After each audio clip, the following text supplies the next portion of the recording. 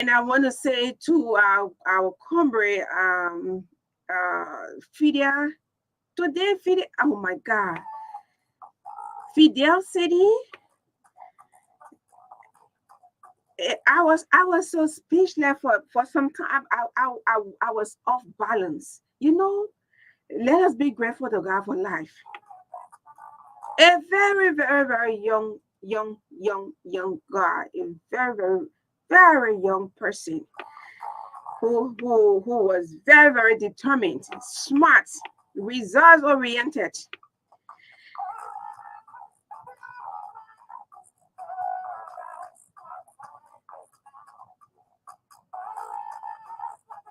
And I want to say condolences to the bereaved family and the president of Liberia.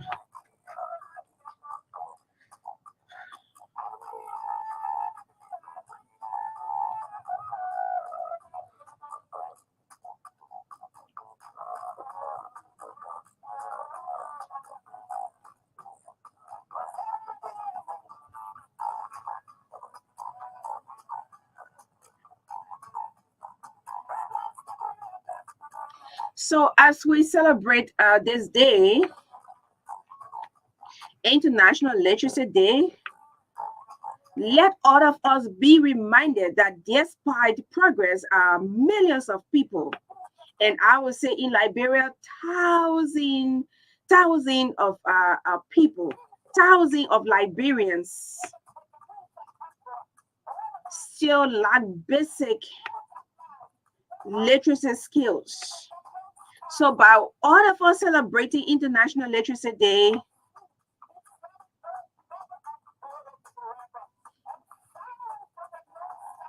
we can promote education, not only education, but quality education.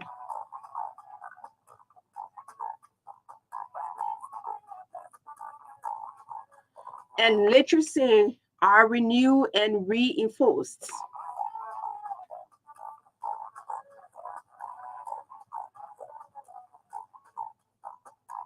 So by celebrating International Literacy Day, global efforts to promote quality education, literacy are renewed and enforced.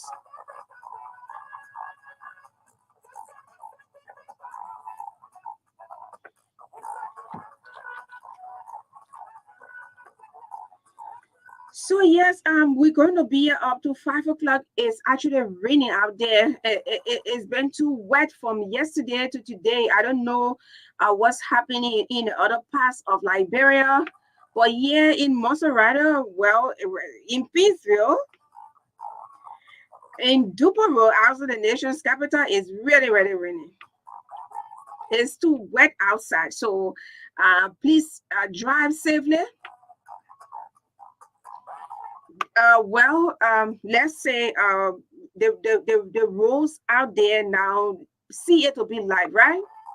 Life life is like an express road. You If anybody wants to overtake you, you can go about overtaking, right? But just know nobody should put you in rush.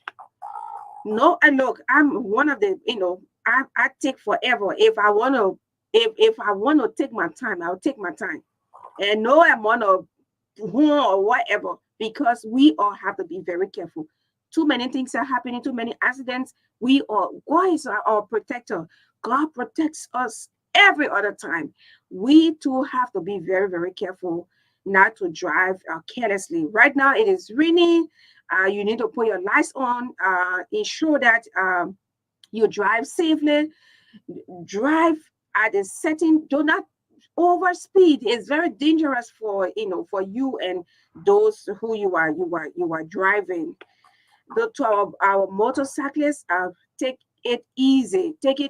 All of everybody, for the riders, drivers, please take it easy. So yes, I'll be joined in a different. Okay, he's already here, and we're going to have a wonderful, wonderful, wonderful time. This program is proudly sponsored by Orange Liberia and EcoBank Liberia. Together, we're going to have a wonderful time today.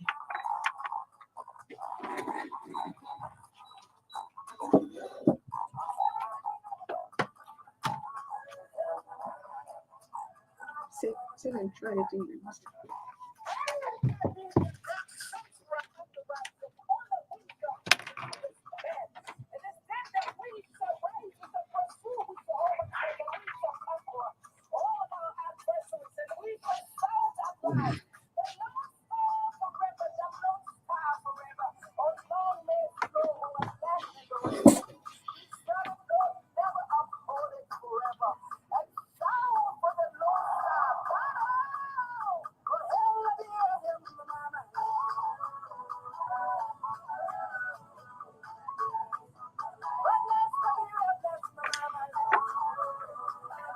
Okay, so let me use this time to welcome Chief. How you doing?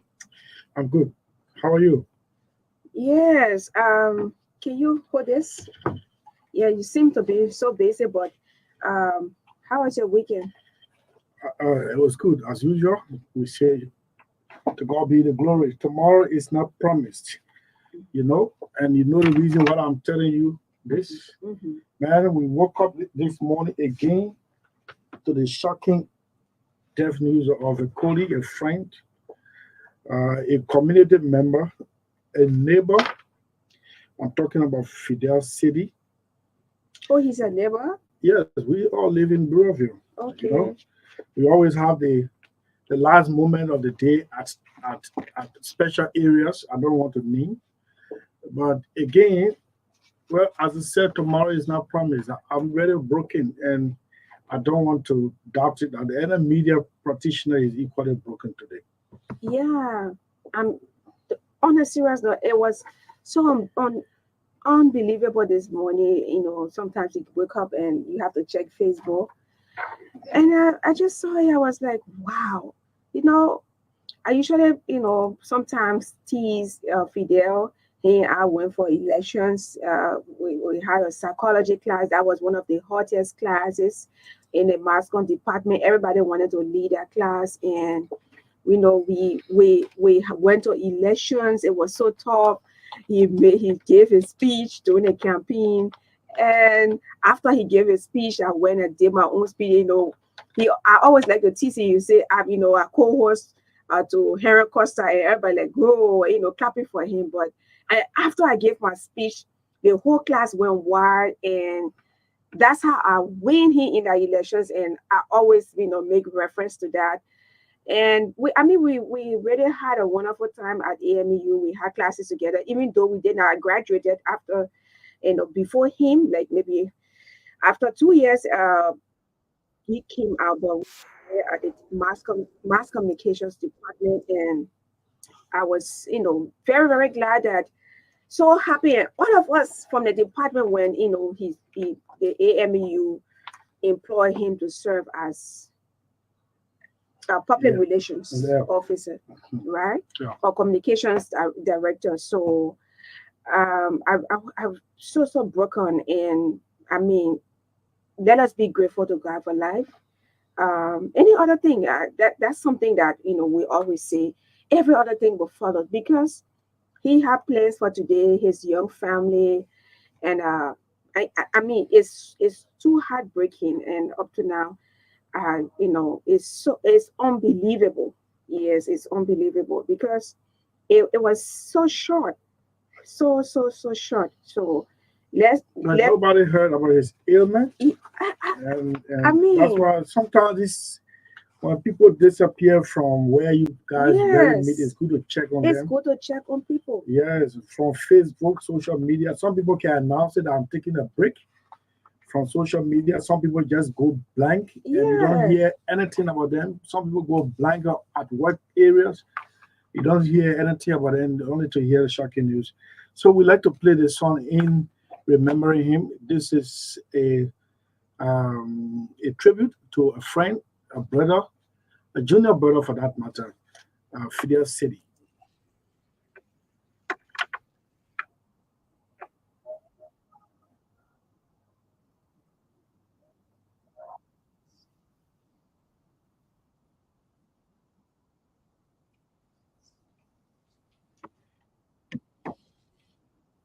Mm. Hmm? I'm a good man. Yeah, Yes, yes.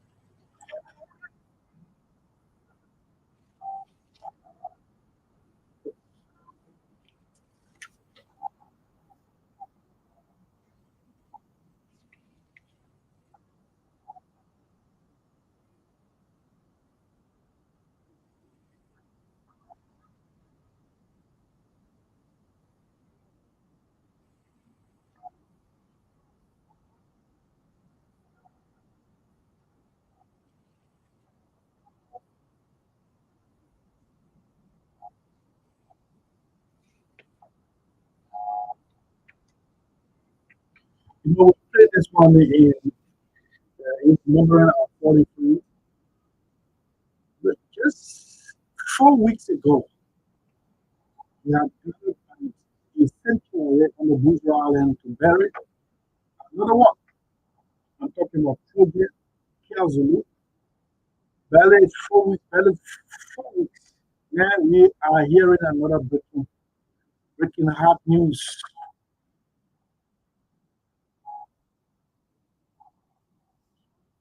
Has up to our colleagues in the profession and family members, state of the nation will bring you people and all the information regarding funeral service out there. I'm also remembering my cousin, Ellen Udaba. He lost the first son of 24. I know what it means every time you see. The first time I ever babysitting was the man. We're going to be buried on the 14th of September, close another chapter.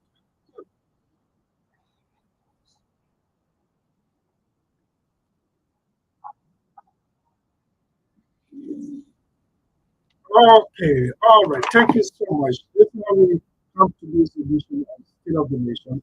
Too many things to talk about today. It's going to be hosting Reverend um, Alexander Colley, Robert Colley, a former presidential candidate. He's returning from the U.S. return home. What to interact with the very people you went to. Before that time, we came to the city mayor of the city of Kingsville, Robert Bestman. His lordship, Robert Bestman, in the city of Kingsville. For the first time, I passed through red light when I was coming this morning, drove through red light. This has been over 14 years. I've always thought of using it. Today I decided to take a risk. Since I was already, if I was in town, I was not late when I was rushing. And to my amazement, I saw red light was clear. No one was selling it on the sidewalks. I didn't have to tell someone, please remove. So traffic was moving slowly. I mean, well organized that I meant to say. When 4 weeks ago. Today. So I placed a call to the city mayor to tell him what did he do? People did it before it didn't work. It didn't work. So Those who doing it in Douala, they did it, it failed. How come this So- man is keeping? I know the mayor coming, Chief. Let me interrupt you. We want these things to be sustained. So, well, it's too early for. I say, I was in my what I own. saw, I've not seen it in recent time. That one is not praising somebody again. No, but yeah, right. but let's see how. Okay. Let's see whether the mayor is can Lesson ensure. learned, we can equally say lesson Yeah. learned, and let's see whether it will be sustained. So the mayor will be at 3 o'clock Yeah, to discuss his strategy in keeping Pinsville City clean. But before that time, we'll talk a little bit about the closing stages of last week. Thursday, have you been out out of my office or classroom for a very long time, like the way I did on Thursday.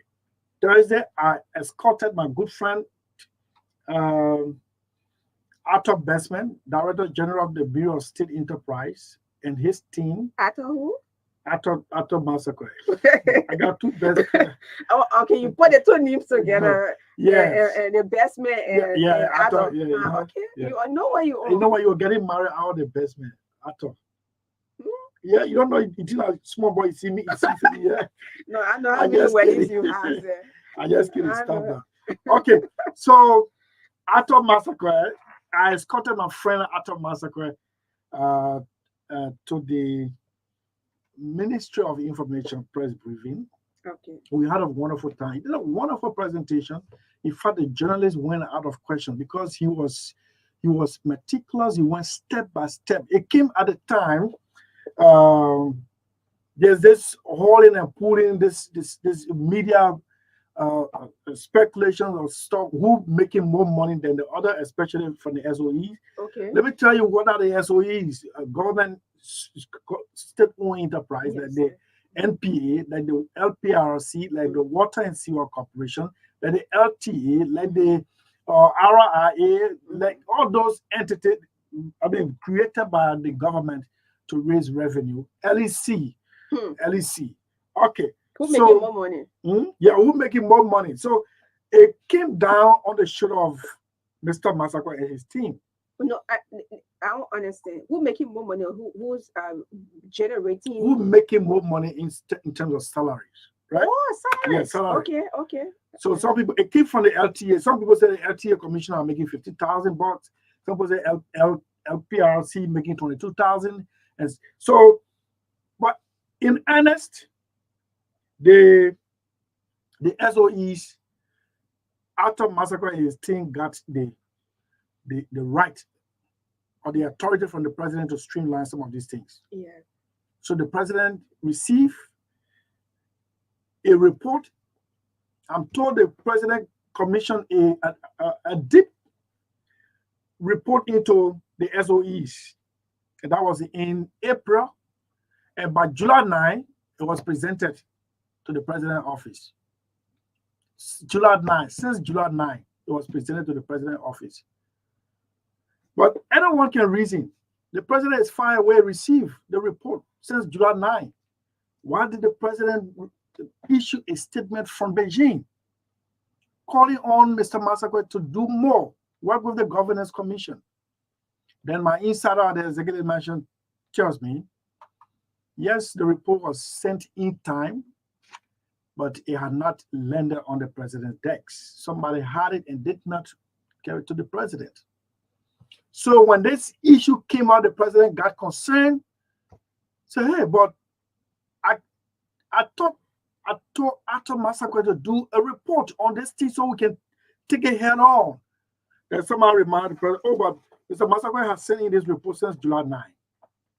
And he went through and issued a statement that I read here the last time, that Mr. Masako and his team should work with the governance commission to streamline salaries and benefits of the SOE. So he had gone to the Ministry of Information press briefing and lay out his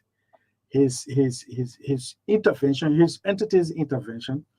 And for the first time, the last time I escorted my friend Julius Sele, the questions given by journalists were, some of them were out of order. The Minister of Information had to come and see some of the questions and throw them outside. What do you mean out of order? Out of order? They were asking the newsmaker question that does not lie in his purview. If I came and deliver a paper on radio programming, then we are here, you're calling in and there's somebody asking me, so when NASA sent the first F ship into space, but they're two different things.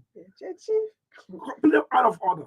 So the Minister of Information came and put it under control and said, well, these questions are not. So we left there after Masako when, if interestingly, after Masako had only one question, and this question was even about the salaries. He came after Lay's boss. No, that's two different times, Chief. Oh. I'm all over the place. Yeah, because I mean, wait now, don't distract me, man. Yeah. So one question, but it was already answered in the presentation. It was already answered about streamlining salaries and benefits, and he said,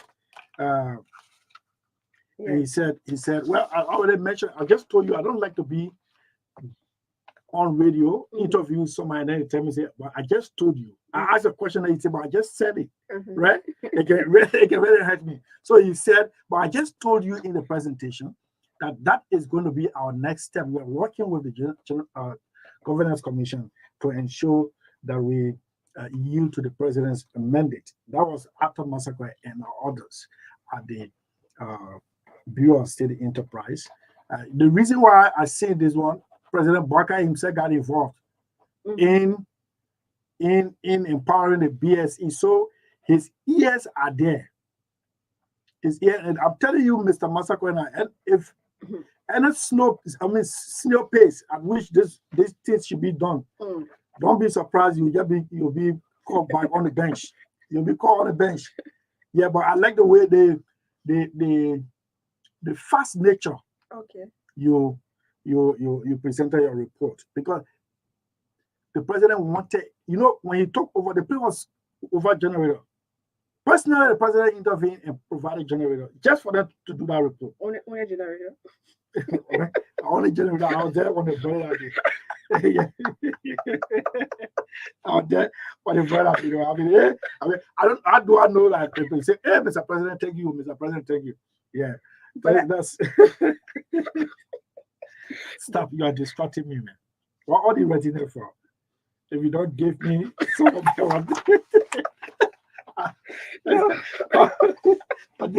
So, but I mean that's why they came for. So generator, whatever they're supposed to make. I had a wonderful time with the BSE. Arthur is my good friend. Yeah, so from there we went to the Senate.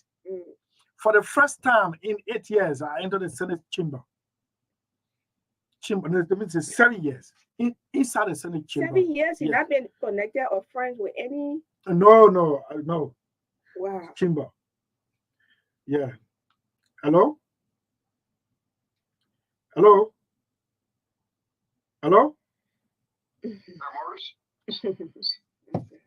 So when we enter, T-Max and myself entered together in the chamber itself. I met a couple of senators and they were excited. Oh, they knew anybody could predict our being there, especially my being there. And that's why I said, but the Gafwa is coming for confirmation hearing today. So I sat, and thanks to Senator Juvon Smith, he recognized State of the Nation. Sitting in the Riverside seat, recognized, we took some photos, thanks to Senator Snow, our effort, thanks to Lofa County Senator Momo Saros. So we had a wonderful time. In that presentation, we took note. And we hold the finance minister accountable at the things he said. And one thing he said, one senator asked him, it is Senator Snow, 10 questions. The last one was, you were denied by Samuel Twe from getting an international consultancy as a liaison officer between that body and the government of Liberia. Samuel Twe is out of Ministry of Finance and you are going there. What are your thoughts? It's time to pay back. And he said, no, I can pay back. That is behind me. And he used the view mirror scenario. He said a driver keeps looking in the rear mirror, the view mirror, that is the one you look at your back, you're going to crash into someone, right? You're going to crash into someone, but it is good to look back, but it is not good to keep looking back. Okay. Move ahead. And he said he had nothing in mind against Minister Samuel Twe. So, but if that's how the question came, I mean, anybody would say, no, I will not, because that's, where were you? The two was laughing all over the place. Yeah, but the way. But don't say I had a question. I'm telling you something. You say, you start adapting your boss on the phone. No. I probably was the way the senator asked the question. Yeah, if you ask anybody like that, the person will definitely tell you say no. Okay. So before we take our guests, this is a brief profile of the Minister Designate of the Ministry of Finance and Development Planning, economist, accountant, and diploma with a history of service in and out of government. Served as Minister of Foreign Affairs, Ministry of Finance, Minister of Finance and Budget Director of Liberia. Previously worked with the Central Bank of Liberia and as head of international banking, senior bank analyst, the bank examiner. Presently serve as independent director. That was then. I just took it from Wikipedia. Chair audit committee and member of credit committee of EcoBank Liberia Limited, secretary board of trustees of the University of Liberia, and part-time lecturer in public finance management Liberia Institute of Public Administration, demonstrated strong technical and managerial skills in the formulation and implementation of public financial management and fiscal policy reforms, and in working with national, international, and non-governmental stakeholders in developing and achieving sustainable development foreign policy and regional cooperation objectives. He's also skilled in project management, corporate governance, capacity building, negotiations, international relations, policy development and implementation, communications, and advocacy. Experienced independent director, audit committee, member, credit committee, board of director, EcoBank Liberia. Then we come part-time lecturer, public finance, that was in 2018. Secretary, Board of Trustee, University of Liberia, that was in 2006. 18 years, 7 months he spent there. Minister of Foreign Affairs, 2012, February to 2015. 3 years, 9 months. Mr. Gaffron is the only government official on record to have adhered to the Code of Conduct, which is revised now.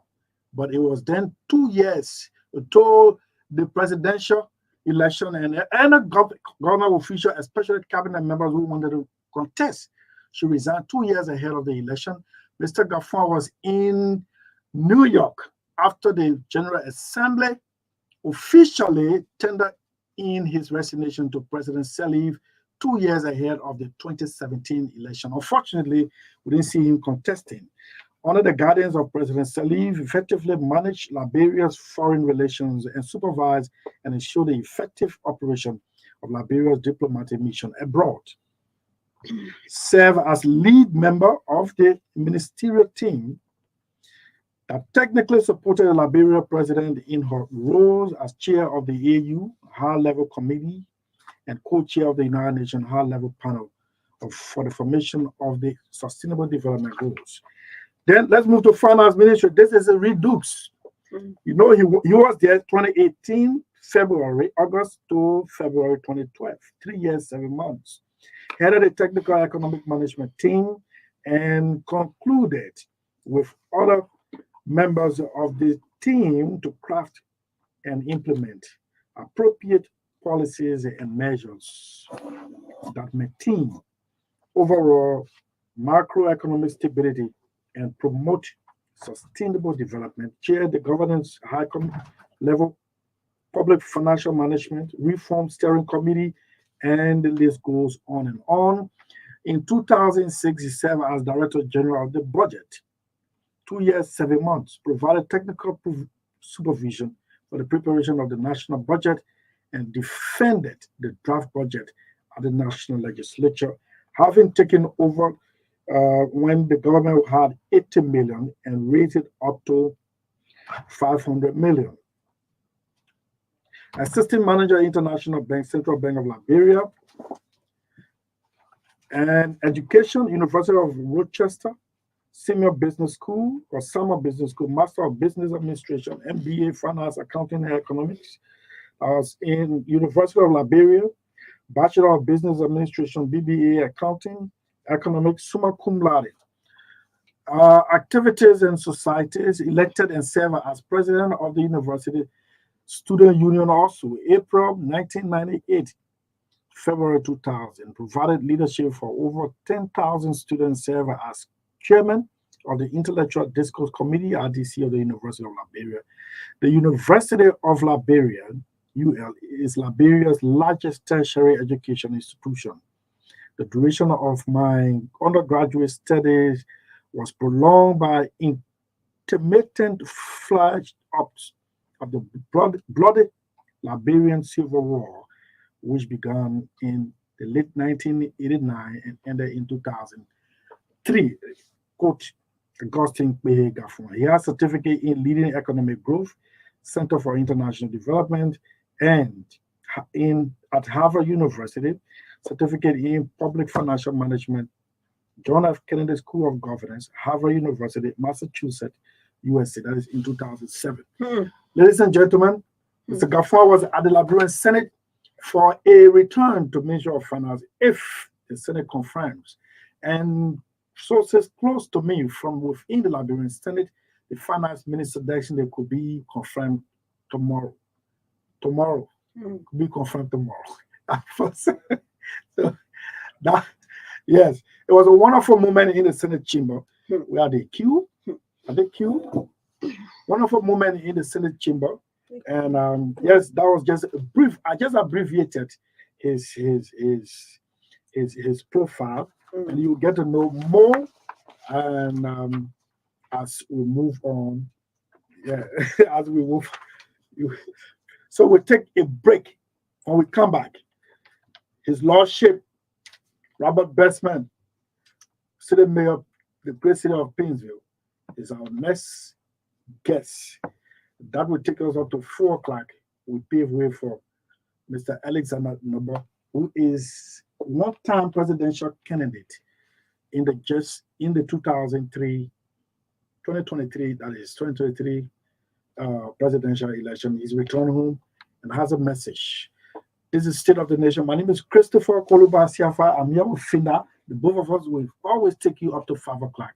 And Elijah Zize is bringing images to you via online, Real TV, StreamYard, Facebook page. Of course, without you, we shouldn't be here. We'll take this break quickly and be right back.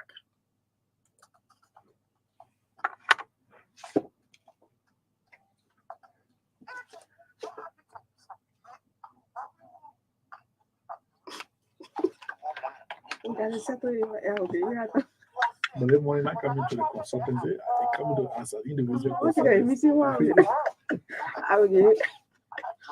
Please mute.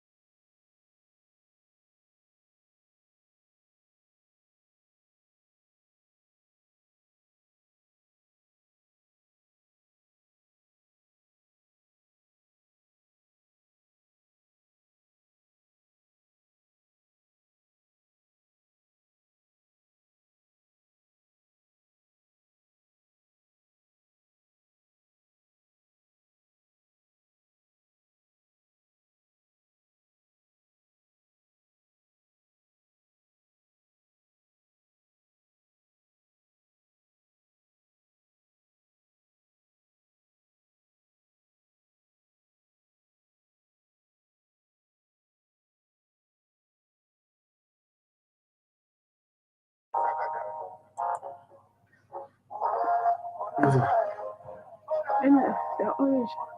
Amen. We play 2 already, go to the next one.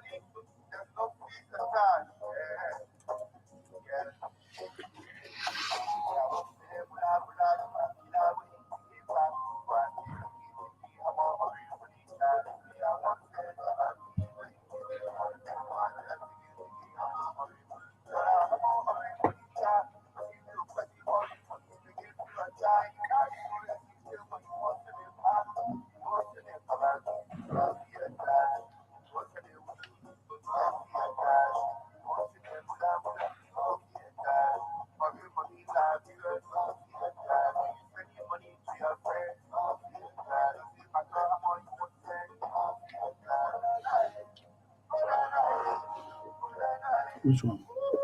Mm-hmm. The one?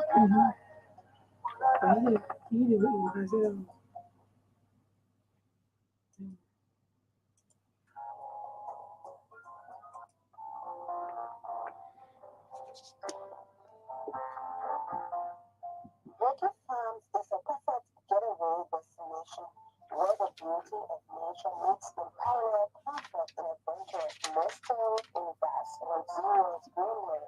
Our farm offers more than just a place to enjoy first-rate destination, creating unforgettable memories. Our luxury lodging accommodations are designed to provide calm escape with all the modern amenities. On the video. Whether you are here for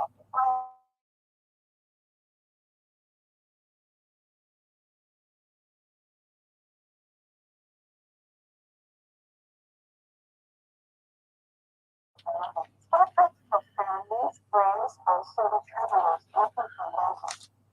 Looking for a unique venue for your next business meeting or picnic? Our state-of-the-art campus hall offers the perfect space for productivity, creativity, and community. From weddings to birthdays, our event center caters to all needs, surrounded by the shadow of nature. It's the perfect spot to host your special vacations. Group enthusiastic can practice their swim at the Rochetta Point driving range with the stunning backdrop of the farm's endless green pastures. Steep in the peaceful beauty of the farm-enclosed park with our horse riding experience. Plus, enjoy the company of other farm animals at your point of wellness. Whether you are here for business or pleasure, a short stay or an extended vacation, or just to get away from home, is the ultimate countryside experience where every moment feels like home. At Water Farms, we pride ourselves on not only the beauty of our surroundings,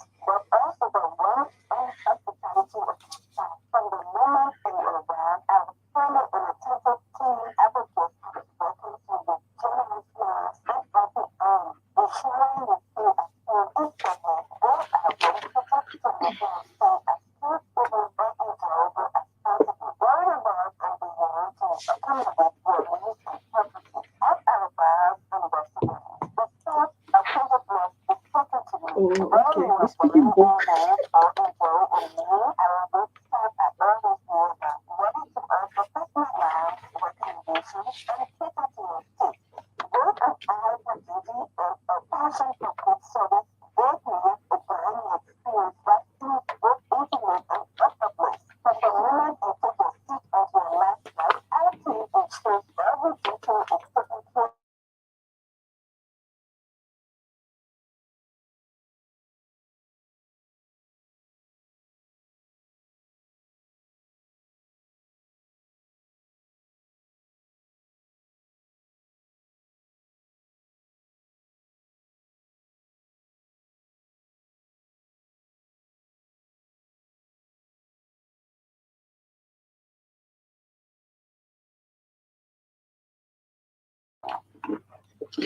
Yes, please tell them that Magdalene sent you. When I have the time. You know, my brother-in-law, Chris Conner, former deputy governor of the central bank, used to tell me. He said, look, son, you say my in-law. He said, when you work for your money, let that money work for you. Meaning when you work, you raise money earnestly. Man, go and enjoy yourself. Eat some. Give some to charity. Eh? So those are the places you go for the money to work for you. How you work for money, you get money. Then you don't have net securities. You don't have driver. How you want that money to work for you?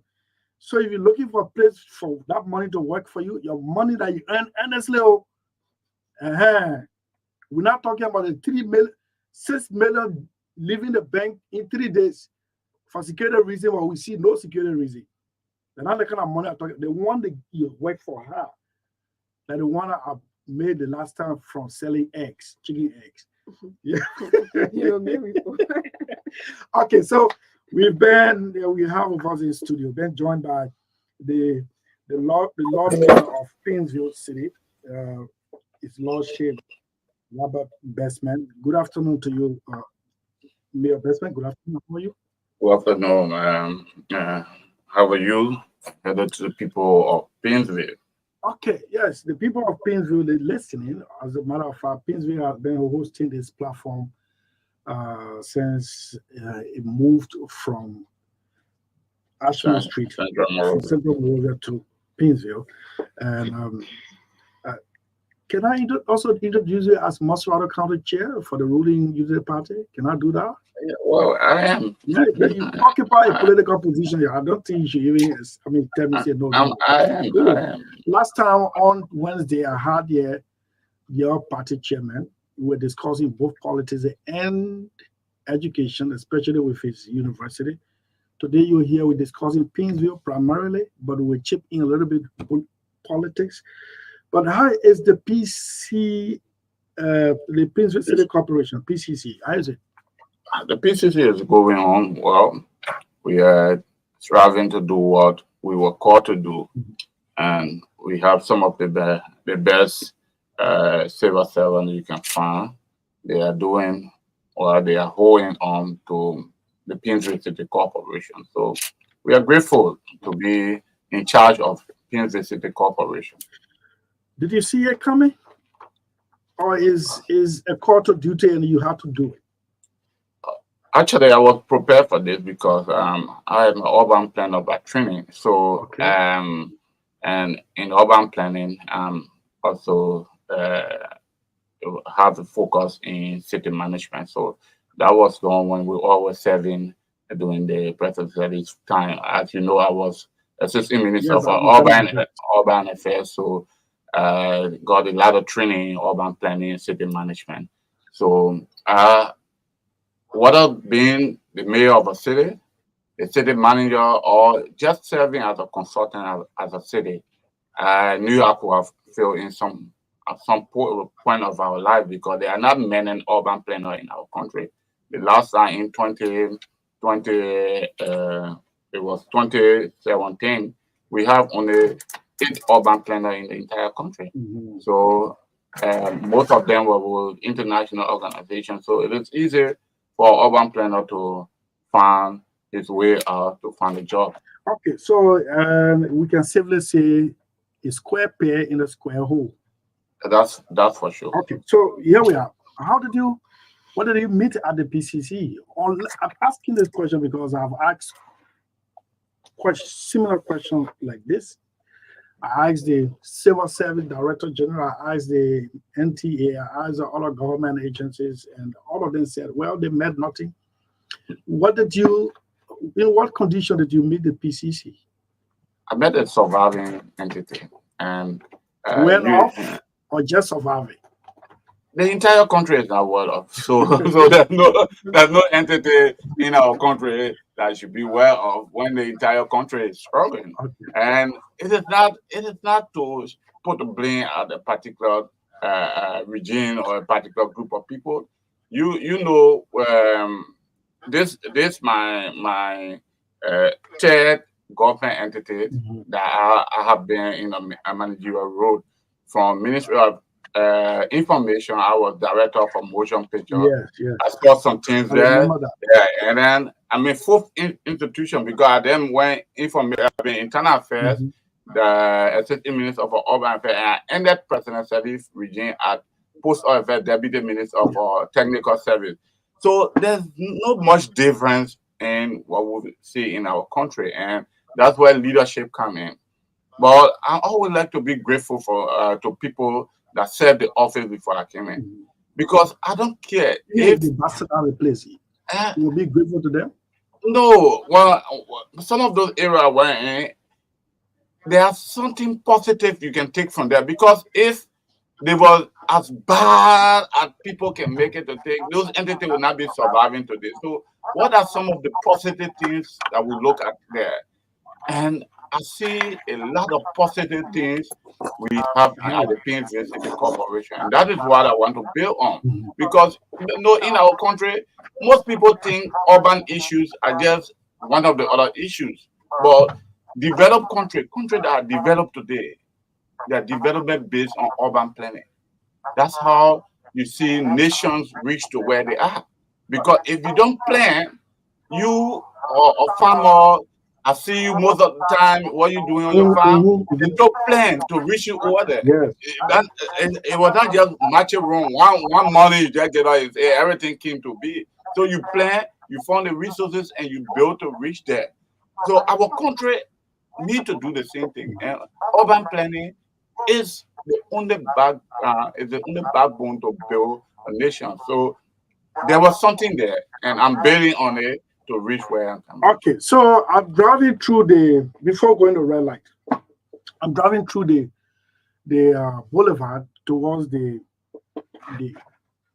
ELW junction where they did a detour, right? Use the other side because the runabout still under construction. Yeah. And I'm seeing posters all on the wall.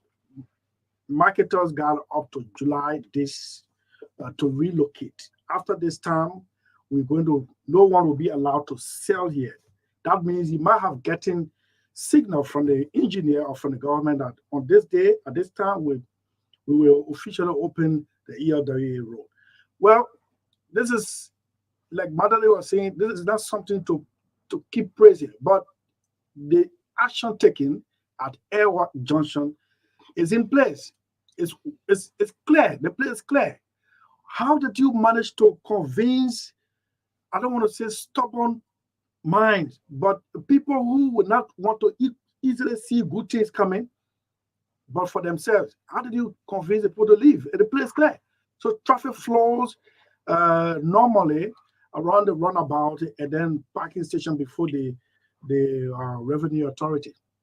That is where we want to say we are grateful to entities like the Renaissance Communication, the radio station and communication entity within the city of Painesville.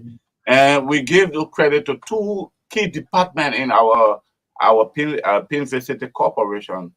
First is the Department on Communication headed by Dijan, because we believe that when the people are informed adequately as to what to do, what the government has in mind to do for their own benefit and for the good of the nation, they will respond in an affirmative way. So when we came in, we took the Department of Communication. We said, everything that happened here, we'll make sure that the due communication be brought to the people. That is why your head of this entity, we had a conversation with him. We even make him one of our ambassadors. Yeah, he told me. I saw the letter. Yeah. So he has been very helpful. As you know, we also have a program here running the Painesville City Hour every time. That helps to inform the people that what you see in other countries is not magic. We have to obey the law. We have to face our own country. So we took 3 months to inform them. After the 3 months, then we'll call another department. 3 months? Yeah, 3 months. After the 3 months, we'll call another department in, and that's the police department to enforce. So early that morning, when it was time, we send the police in. They make sure that they work with the petty trader and work with everybody involved. And we had the Painesville, the Dupo Road Junction, ELWA Junction, the Airwalk Junction being respected from petty traders selling on the street, because we need to make our country beautiful. And we all have agreed that after they have left over there, it gives that place a little faith until we can identify what we want to do with that right involved to make it even more better. So that's how we managed to get that. The Department of Communication that educated people were, and the enforcement department, the police department, and made sure those few people that wanted to violate put them on their leg.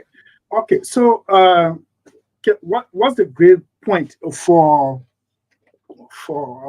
the success of this mission at ELWA Junction? Before we move to red light, how can you grade it? Are you doing monitoring and tracking? Yes, we don't want to really focus on the grading yet, because we really want to push ourselves more. We want the public to be the one to grade, or we want to push ourselves more and make sure that we got it right. So our focus is here to do the work, improve the community for our people, and make sure that our citizens can grade us to tell us, oh, you are doing well. we are trying, or this is it. But for now, the Pinsville City Corporation, we are taking our test, and we don't want to focus on the grade for now. Okay, so let me take you back to the EWEA junction, and you say how long you've given the people over there to move? We did the education for 3 months. Okay, to so it's about inform time them. that they leave. Yes, and in the 3 months, at the end of the 3 months, we were able to take them from setting around the EWEA junction. But I think I followed a video this over the weekend, and is it going well, or they are trying to fight back? No, obviously you will have few people that will come in. That's where we have our law enforcement arm of the city corporation, the city police. Mhm. They will continue the enforcement that people get used to it. Because these people have been used to doing the wrong thing. Long it has become a habit to them. So Okay. telling them to do the right thing, it has to be also a process. And we will get them doing it, because if you pass at the LY junction now, you see our police are there 24 hours, they change shape to make sure that people adhere to the regulations we have put in place. So we will continue to do it, naturally, until they get accustomed to what we are doing there.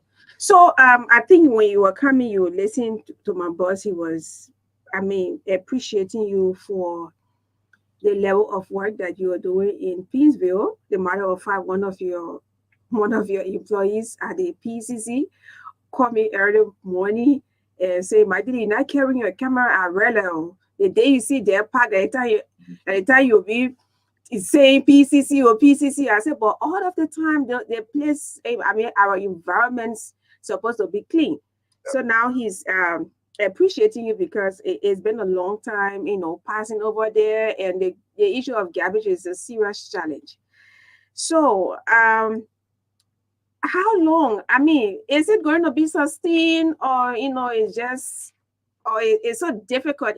Because I'm really concerned about what happens in the next 3 to 4 months from now, 5 months. How is the place going to be? Other than, garbage issue is that it's not difficult. It's just it's a problem with Liberia planning. So that is the reason why we should look at urban planning. So the entire city of Pinsville do not have one single holding center for waste. Okay. So we all cry every day that people put waste in the street, people do this. But this city is over 700,000 human beings. Where do they have to move their waste? It is a national government, a city government collaboration of private. Okay. Every city in the world. The last time, DJ and a few of my team were in Accra to see. The city of Accra alone get over the holding center get over 25 holding center there for garbage. Pinsville gets 0. The whole country, the entire country, Liberia, we got 1 landfill. The city of Accra, that's a Ghana, the city of Accra got over 20. And where's the one landfill guy? The one that is done already were built under President Sadi for as a pilot program for 2 years. It have all lived its usefulness. It have become Where the one that Jamaica Road?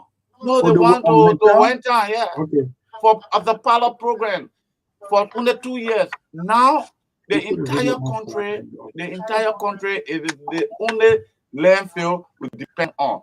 How do you build a city where there's nowhere for waste? So we have to come back, put our waste infrastructure in place. That is what we are doing now. We are trying to put a holding center for Pinsville, at least 2. Where's that going to be?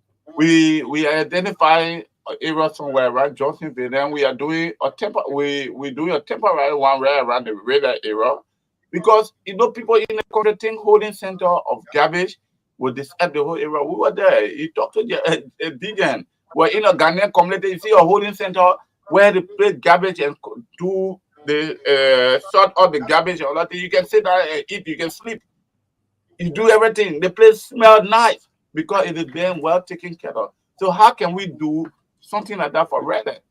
So we have a temporary area now. That's why you're not seeing debt coming on the place. They're trying to develop it. So people move the debt, or they will go at night and take it to the landfill. We need to do many of those in the community, do it in a level where it's going to be up to the tax. If we don't have those infrastructure, it's going to be private. I mean, just bring you to a point, and people just think it is only Monrovia and Painesville. But all the remaining cities in our country want to turn like this if we don't put waste infrastructure. I was born in Bon County, Bon Match. When you see how the people prepare that place for waste, every time you see waste moving, even the feces, you see how it's been taken care of. I went to Buchanan. The senator, the pro tem asked me to go and do some work because I'm an urban planner to do some work with our people. I went there. The whole Buchanan did not have anywhere to move there. They don't have anywhere to throw feces. I saw a truck owned by the lawmaker of Buchanan City, Joe. Joe. That truck goes to Metasky, have contract with Metasky, take the feces, they come and dump it opposite the hospital. Really? I'm telling you, I caught them there and I told them, why are you people doing this? They dog hold there. That way we can. I said, there's a hazard. And our country have to look at it. All our cities have to now be supported to have a waste infrastructure. Do the people have waste infrastructure in Lopa, where you from, in Vonyama? Where do they throw their waste? Do they have it in Banga? We don't generate waste like that. Oh, okay. Yeah, we don't generate. Until it become a national problem, and before people look at it. Here, we need to build a waste infrastructure. The government, the national government in Ghana, the national government are invested in it, then turn over for management by the city government because it's capital intensive. Okay. Yeah, okay. This is State of the Nation. Is the city mayor of Painesville, Robert Bestman. We're discussing Painesville City Corporation and its operation in keeping Painesville clean. So let's go to Painesville. I think we should still stick to garbage collection. What have you been able to identify that garbage is generated and it is, sorry, got a little destruction, and it is deposited in the middle of the road built by the Japanese money. What have you been? What is happening? Who does that, and what is the solution? It is two ways. I like to not just put it on the citizen, even though some of them now take advantage of it and just give the waste to anybody. Like our disadvantaged guys. You take the waste, you give it to them, they put it in the next neighbor yard. And then the next person put it in the next person yard. Before you look, it is in the middle of the street. And will make our country to look bad. So what can we do is to build our waste infrastructure. While we are blaming our people for managing the waste, we also should build infrastructure where we'll be able to take the waste. So that is my plea. Tomorrow I will be with the protest again. I always go into the legislature to say, it's not only Painesville. I keep telling them. The only way we can face our country, we got to face those infrastructure that are responsible for working of the country. The city cannot work when the city doesn't have waste infrastructure. So because of that, in Liberia, we limit the city work to only solid waste movement. Solid waste movement is just about 10% of the work that happens in the city corporation. Because the city corporation is not a solid waste company. This city corporation should be providing jobs for young people. The city corporation should be thinking about the health of the people in the Painesville city. Fire disaster, what are we doing about it? But everything about the city corporation, they have been reduced to solid waste because the country have failed to put up a waste infrastructure in all of our cities. Okay, so from there, let's go to traffic movement or vehicular movement in the Painesville red light area. You've managed to remove the people from the streets. I don't know how that is going to be sustained, how long it's going to be sustained. But I see it is clear. It's clear. The traffic is moving clearly. Marketers are off the sidewalk. Um, what message did you take to them? I'm asking the question because it is a hostile environment. How come they yielded to your message so early?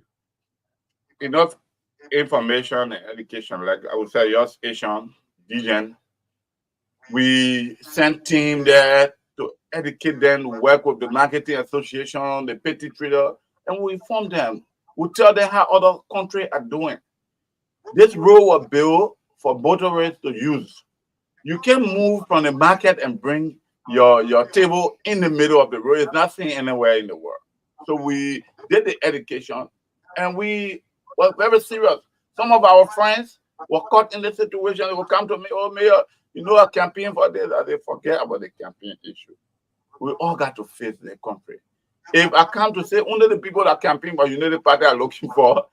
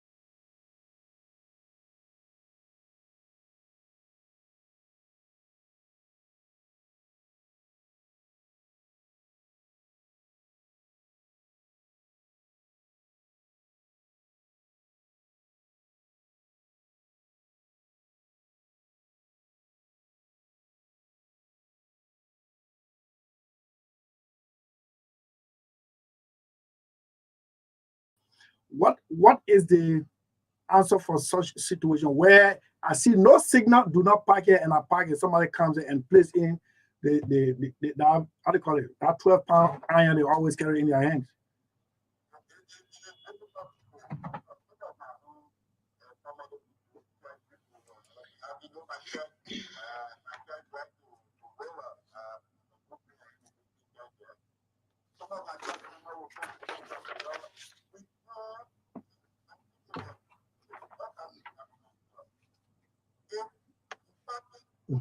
Mm-hmm.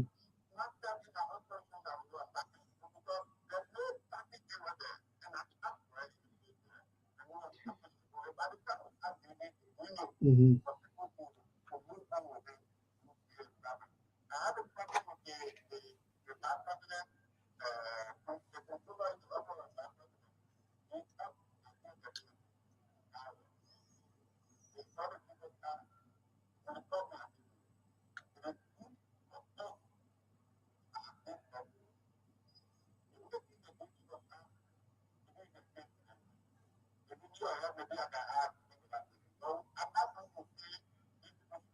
Who the chief of staff? The AFL?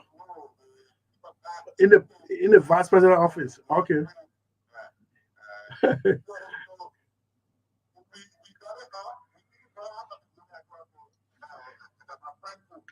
Yeah.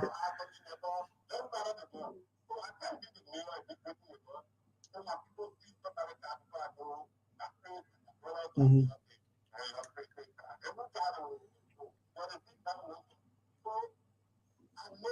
Painful because those are things that we not really used to here.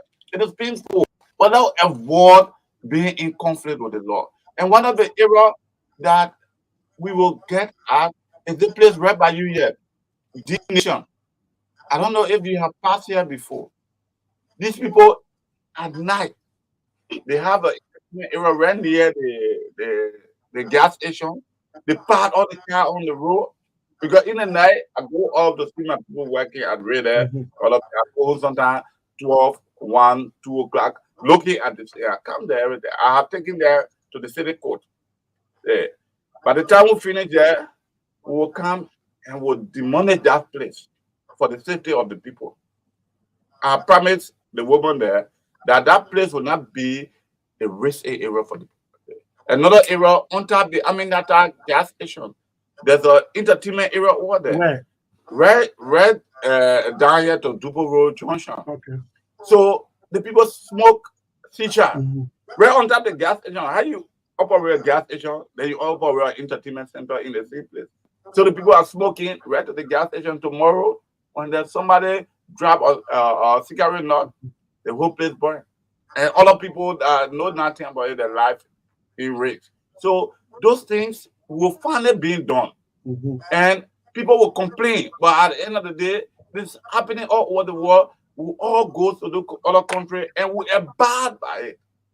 You dare not cross where there's no crosswalk. Mhm. You dare not stop where there's no where to stop.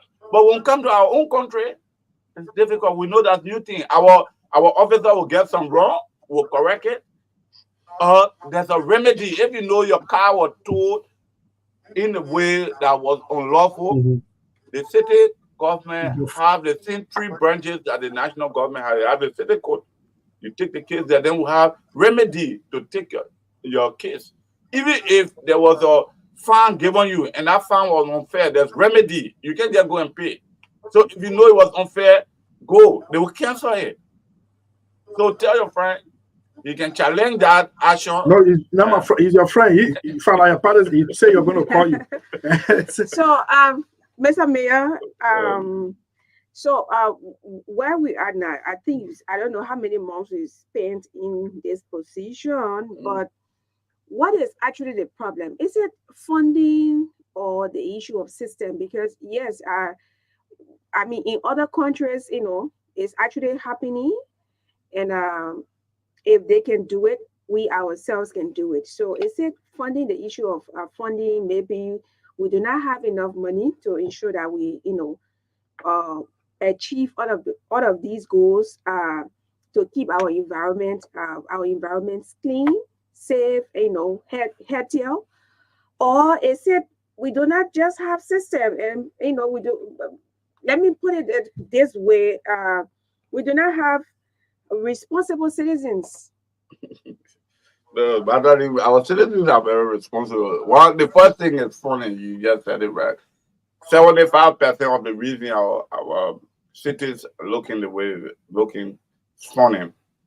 Because if the city government had the necessary funding, all of those infrastructure, waste infrastructure we talk about, who are being here.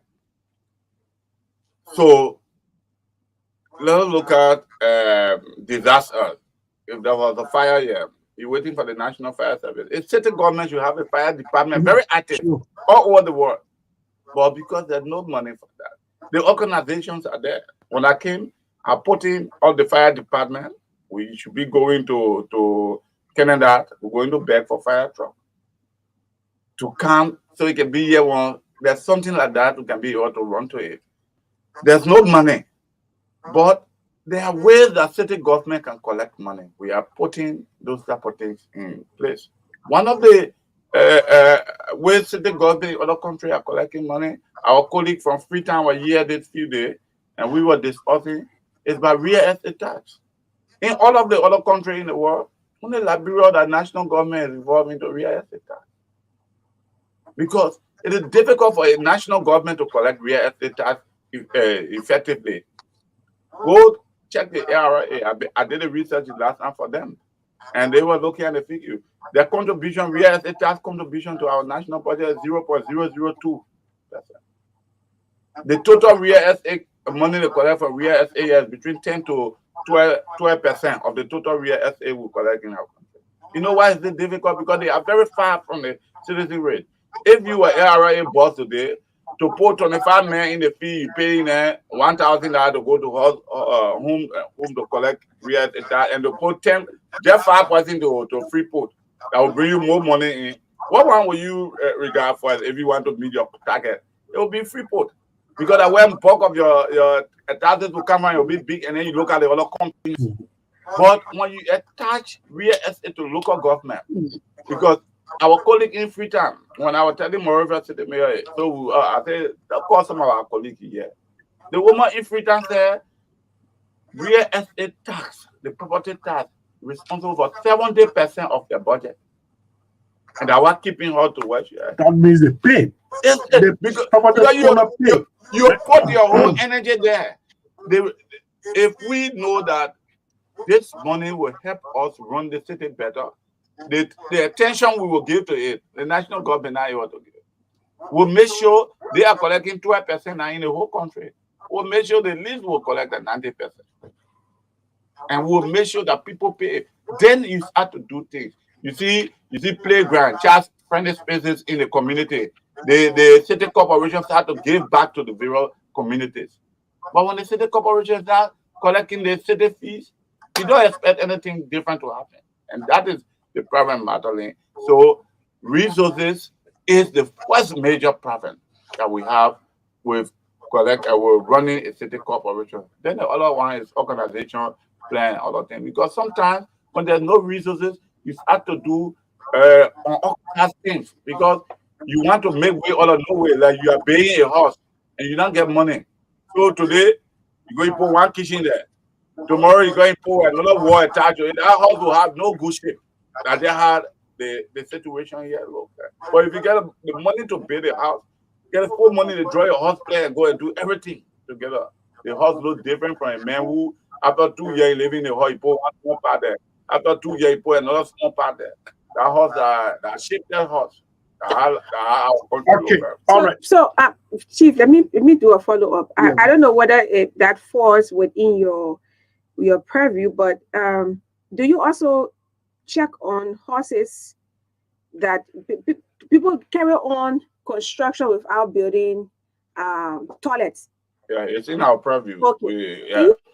What do you do when you get to know that this house, doesn't have toilet and they got to do some Ghana Airway or something within the night, that is some of the, we put our inspectorate team on the field now.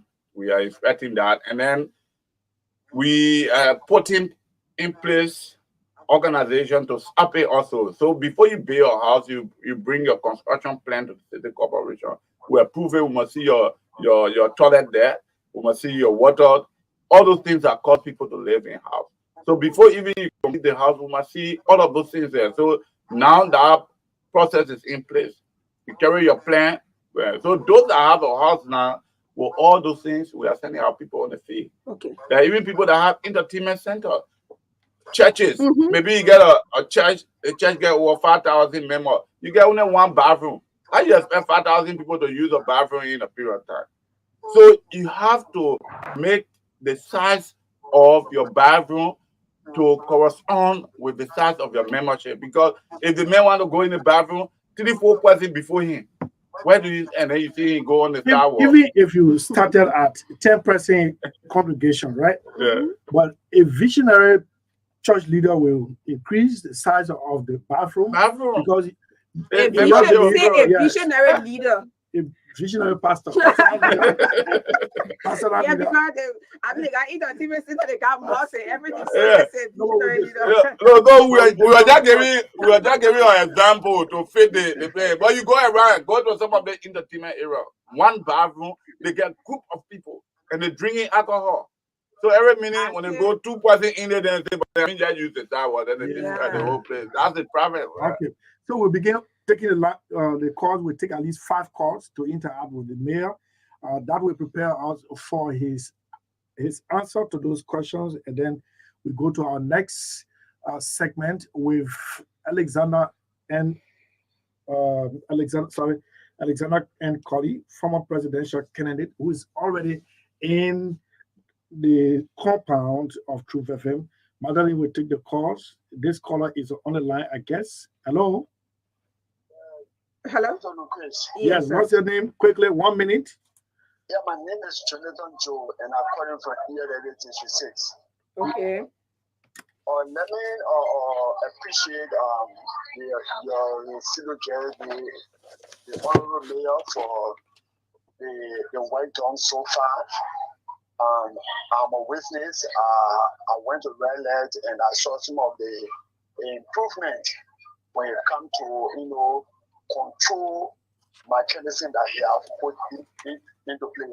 But I have a greater concern, and my concern has to do with the issue of alley. In our PZ setting, there are some communities that the alley have been or infringed on. That even if you have your home and you want to get to your home with a vehicle, it is impossible for you to get there. So I just want to draw that to his attention. And the next thing is Chief. The issue of garbage can, because we are not seeing where I live, we are not seeing garbage can. Where do people place the garbage before? Thank you very much. Let's take the next one. They're taking notes. Let's take the next one. I just call to raise it.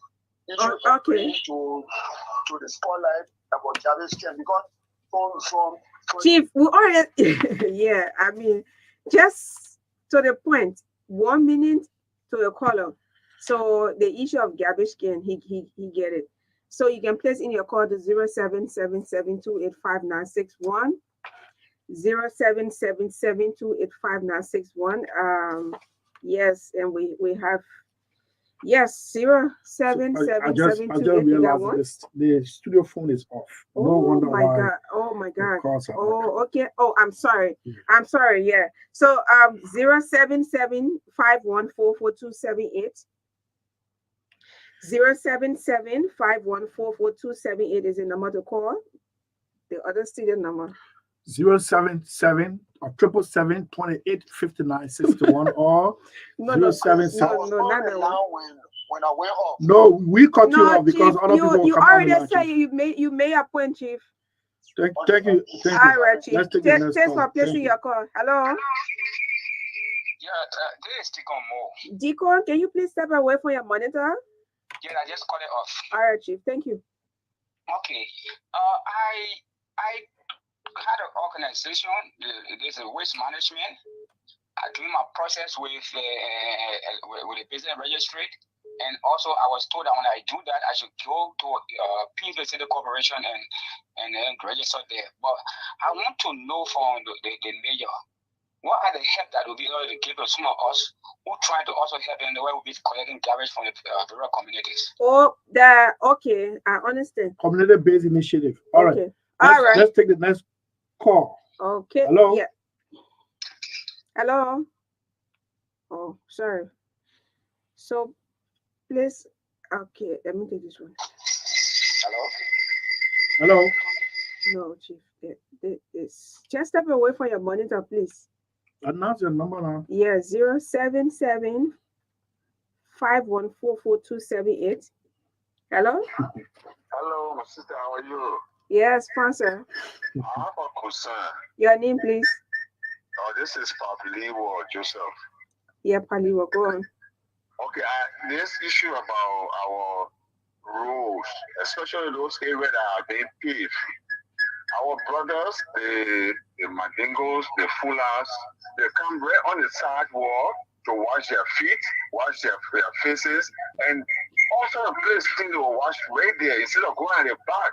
How do we see this? I mean, the city mayor, how does he see it? Okay. Thank you. Thank you. Let's take the next caller. Hello? Hello, good afternoon. Yes? Hello? Yes, Yes, sir. let's Please hear go you. on. Yeah, thank you very much. My name is Paul Mange from Banavian. I want to say many thanks to the Honorable Mayor in the studio. I passed through Rela. I know it's really easy life passing through Rela because of the congestion, all the kind of the delay. But now Rela is kind of free, things are working out smoothly. But the major point I want to strike here is, like, bro, we have no that in town part where we can start here, we do end it. Whether there's any mechanism put in place to enforce what he has started to go on or to have continuity of the vigilant work that been done all through, what I will continue all through. Okay, so we take the last call. Thank you. We'll take the last call All right. and Thanks then for go to placing the your studio call. guests. Hello? Hello? Hello? Okay, let's try this one. Hello? Hello, how you doing? Let's hear you. You are the last caller. Let's hear you quickly. Thank you so much. My name is Calvin W. Peterson. I'm calling from Waco. Yes, I want to appreciate the mayor studio. I think those things that we've been yearning for, that we were not able to see in some 18 years back, we are seeing it just in few months. We want to appreciate him. Please continue. No amount of threat should discourage you. You are doing it for Liberia, and history will recall you. Thank you so much. Thank you very much. You in your endeavor. Thank you. We can take calls anymore. Lord Mayor, it's back to you. Answer those questions as asked, and then we can sign off this segment. Thank you again, Grace. Again, you and Magdalene, I will follow your program every time. I want to say all of these things have been possible because of the positive role the media in Painesville playing towards the Painesville city cleanliness and beautification. Because it is because of you, the community in Painesville are picking up their own responsibility. We talk about sustaining the work at the various location, the Dupo Road Junction, ELW Junction, and the Rela. It is just by continued education and enforcement that we can do that by. Because when the citizens are informed and they are ready to work with their government, you can rest assured that they themselves will police their community. Because there's no amount of government force can make people to do what is right until those people are educated. And that is where I'm very grateful that Jeremiah Dijen and all of the media houses in Painesville, especially the Truth FM, that have given on their radio station to air to our people how we should take care of our city. We are very grateful to you. And it is with the collaboration, we can tell you we'll continue to do what is necessary to do. The brother with the CBE issue, the CBE and CBO, the community-based organization. Yes, in the past the record are there. Most time the city have found means for those organizations to get loan from the World Bank, but their own record in paying back to is also bad. So we are looking at the record, and the World Bank also have something in the pipeline for them, but you have to be organized because we are creating business for you. We're going to make sure that the people in the community subscribe to you because you are registered with us, and they're going to pay money to you, and you move the debt to us, Mhm. and that you will keep people employed. So you just got to make sure that you do the right thing so people can pay their money to you. Then to go pick up the debt, You can. you can go pick up the You debt know what to because refund. you are not paying the staff on the fee. You take the money, you that own the company, you take the money. Then the people that's supposed to go for the debt and say, oh, but our boss man eat the money, we can't go for the debt. Mhm. So we have to be honest to ourselves and our country. The city corporation have a program that the World Bank is bringing some money to make sure they give you people to empower you people. Don't be like the people in the past that have not paid the money back today. They close the entity and they move, they go to different things. I just met one of them that received almost up to $9,000. And then he ate that money, the company is closed, he moving around with him in your pocket. And he did it in the past regime. It was done under the past mayor, they gave them money. Hmm. Okay, thank you so much, so kindly, Lord Mayor of Pinsville, Robert Bestman. This is State of the Nation. We've been here quizzing the Lord Mayor of Pinsville to get some of the insights from his leadership from the Pinsville City Corporation. Your Bestman, we say thank you. We're very gratified by your comment. Short notice, and you accepted our invitation. You pay you. Are you hearing me? I said, thanks so much. We appreciate. From start to finish, you praise the work of the communication department, Jeremiah. I hope this will come with salary increment, Chief. He's a strong man. Thank you. Okay. All right. So we take a break to be back. When we come back, former presidential candidate is next on this table. Magdalene will usher him in as we take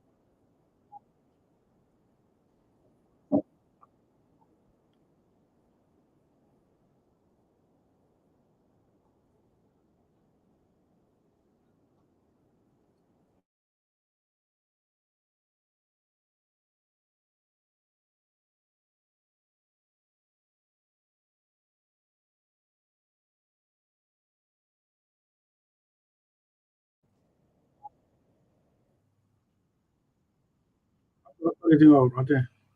Yeah, playing.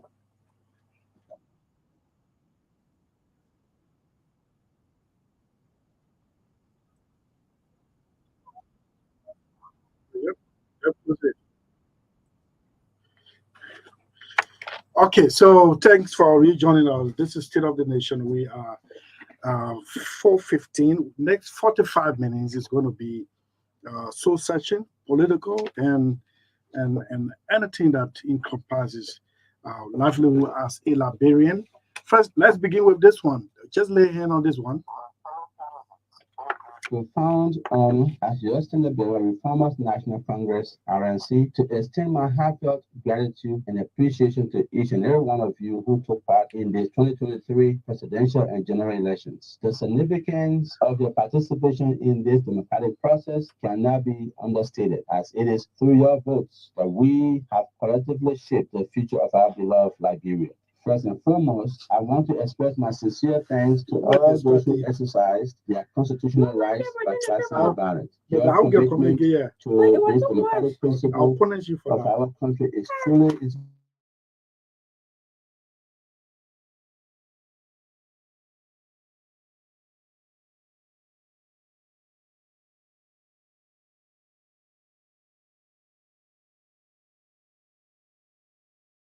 my candidacy. I am profoundly grateful to you for your trust and confidence. Your unwavering support throughout these campaigns, like Johnny, has been humbling and invigorating. It is because of your belief in my vision for our nation that I have been able to pursue the path of public service. I am committed to uphold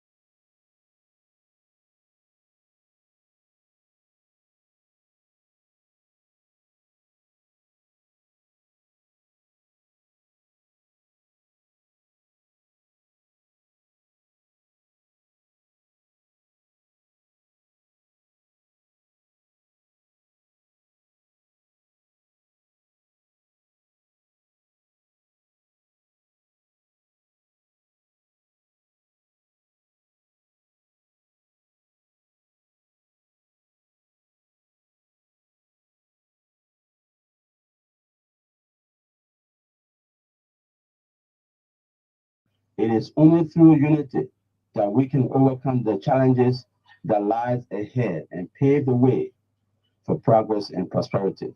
In closing, once again, thank you, my fellow Liberians, for your invaluable contribution to this year 2023 presidential and general elections. Your participation has reinvigorated the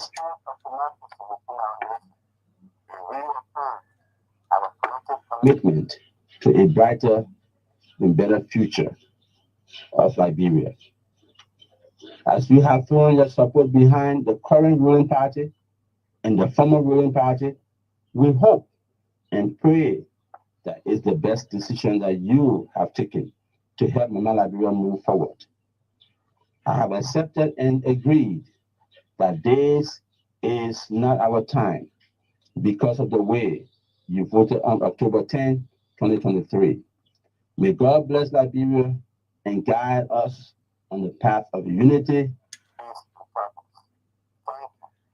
May God bless you and may God bless Nigeria. This is Wally Alexander Baba Kali, Underbearer, Reformers National Congress. Thank you. Okay, so it's nearly 8 years. I'm sorry, 1 year. Next month, 1 year. We are at almost 8 months since you did this recording. Good afternoon to you, Mr. Colley. How are you? Sorry, let me have to. Good afternoon. Good afternoon, Mr. Colley. I'm sorry, Mr. Pasali.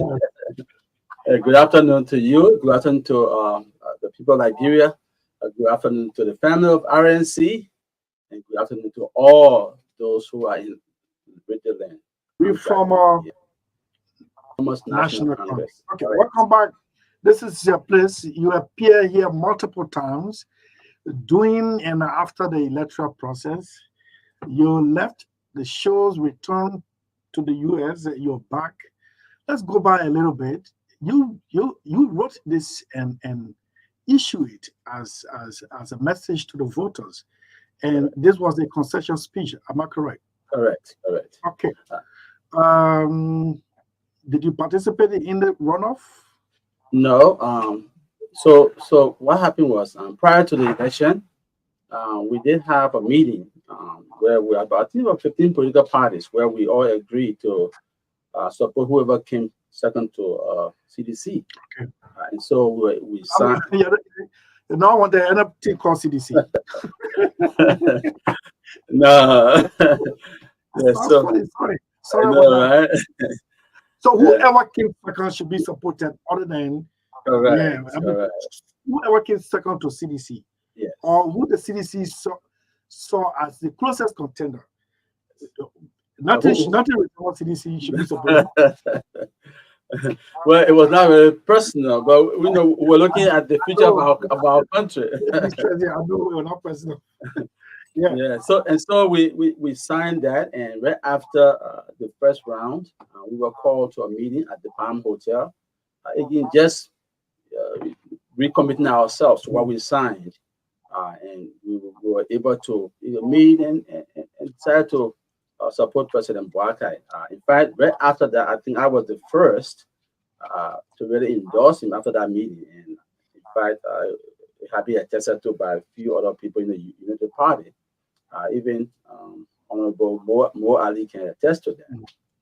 So we were able to get our people on the field. I even spoke to a lot of my party county chairmen. I told them to go out all out for Unity Party, that we needed to have President Boakai in office. And as God will have it, they worked hard, and we got the result we have today, and we are grateful. At least our country is going in somewhat a good direction. Okay, good. That's letting the cat out of the bag. But you didn't attend the inaugural ceremony. I look all in the crowd and see you. No, well, I had to go for some medical attention, but I'm back. I'm strong. I'm healthy. I lost about 30 pounds. Oh, yeah. Yeah, so it was good. When I was here, I was in contact with my medical doctor, and so he wanted me to go back. It's not anything major, but I'm a healthcare practitioner, so it's always good to be on the preventative side. Yes, I agree. So you, as I say, you let the cat out of the bag, and how do I even ask you?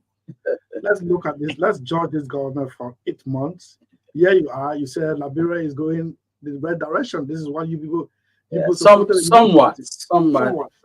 Tell us the in total of that somewhat. I know there will be some disappointment and some gains. So again, I want to say congratulations to President Boakai. Excuse me. So I'm very glad. Not only is he my uncle, but I think he has has been a good role model somewhat, even though we contested against him. Excuse me, I'm sorry. Mhm. Uh, it's a good thing that we have him there. So my only thing is that, look, let me give you a perspective.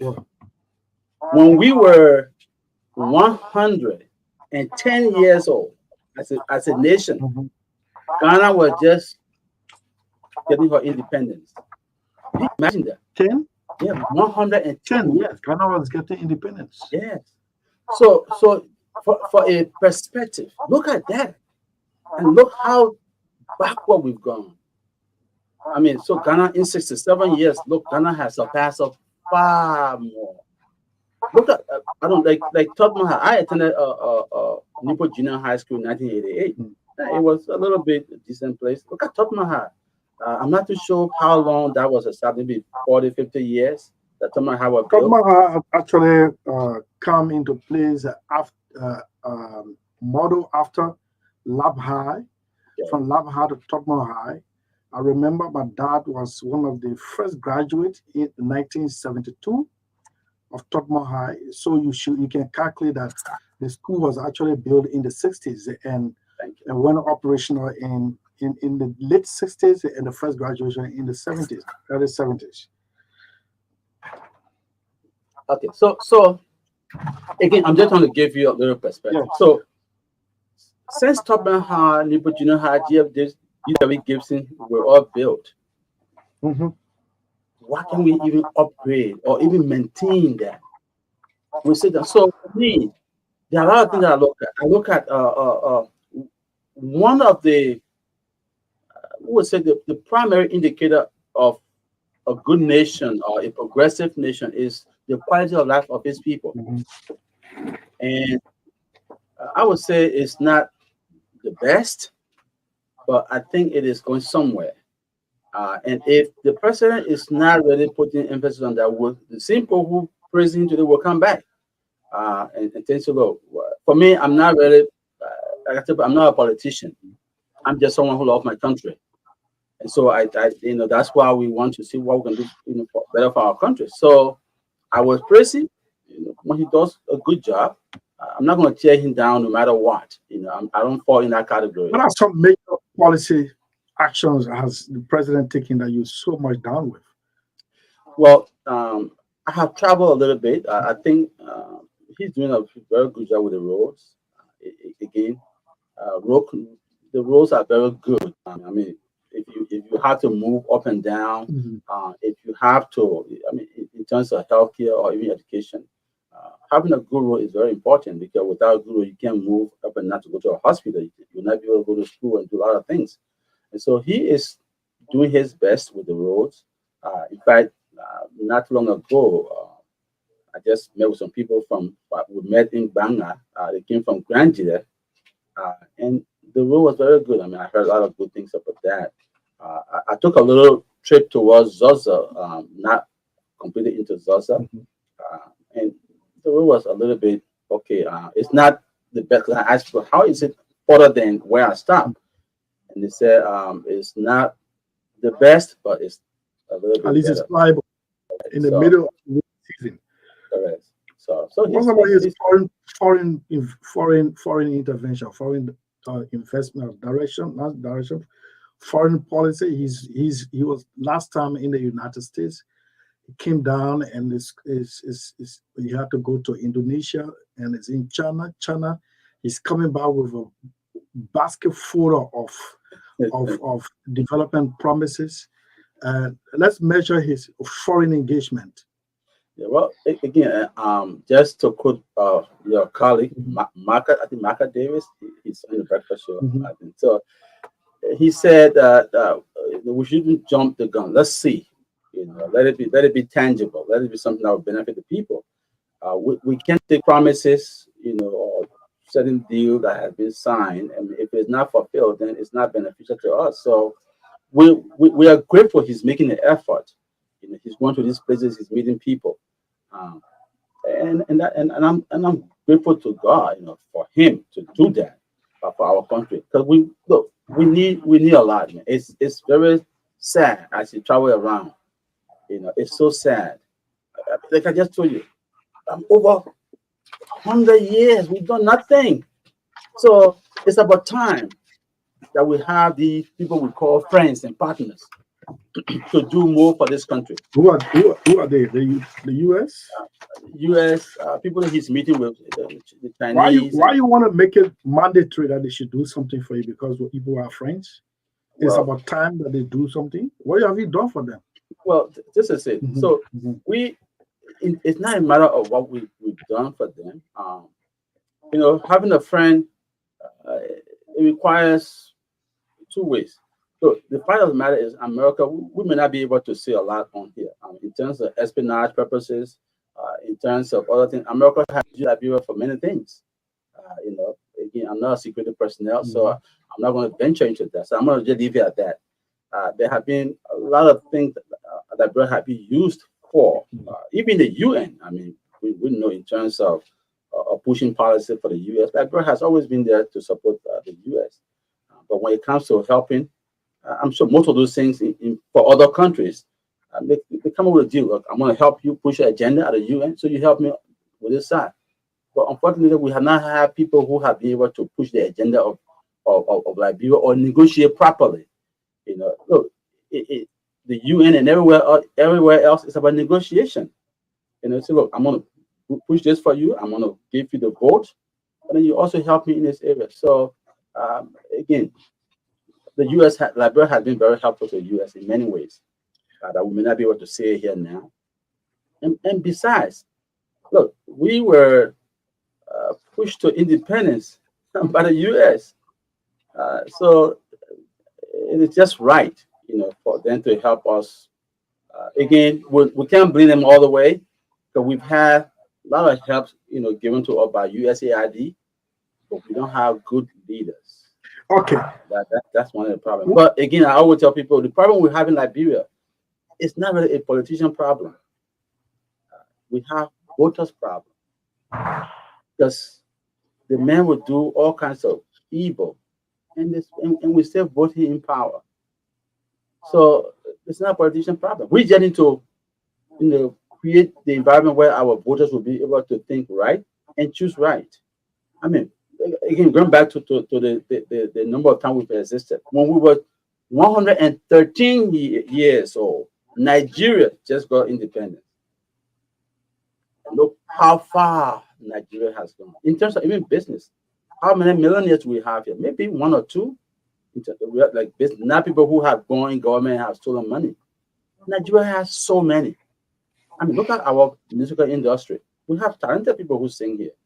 Have we created the environment for them to thrive? So before you get into it, because I've organized this this stuff, this conversation, this is what we got for you.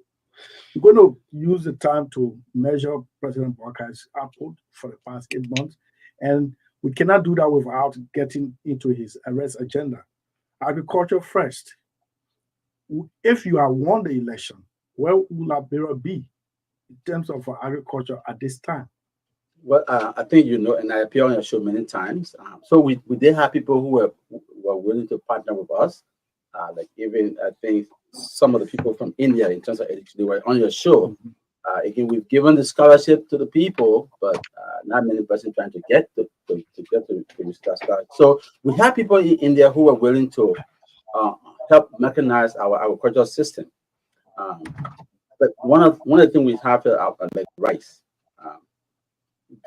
India has a population of over 1 billion people, but India is able to feed herself and to even help feed us.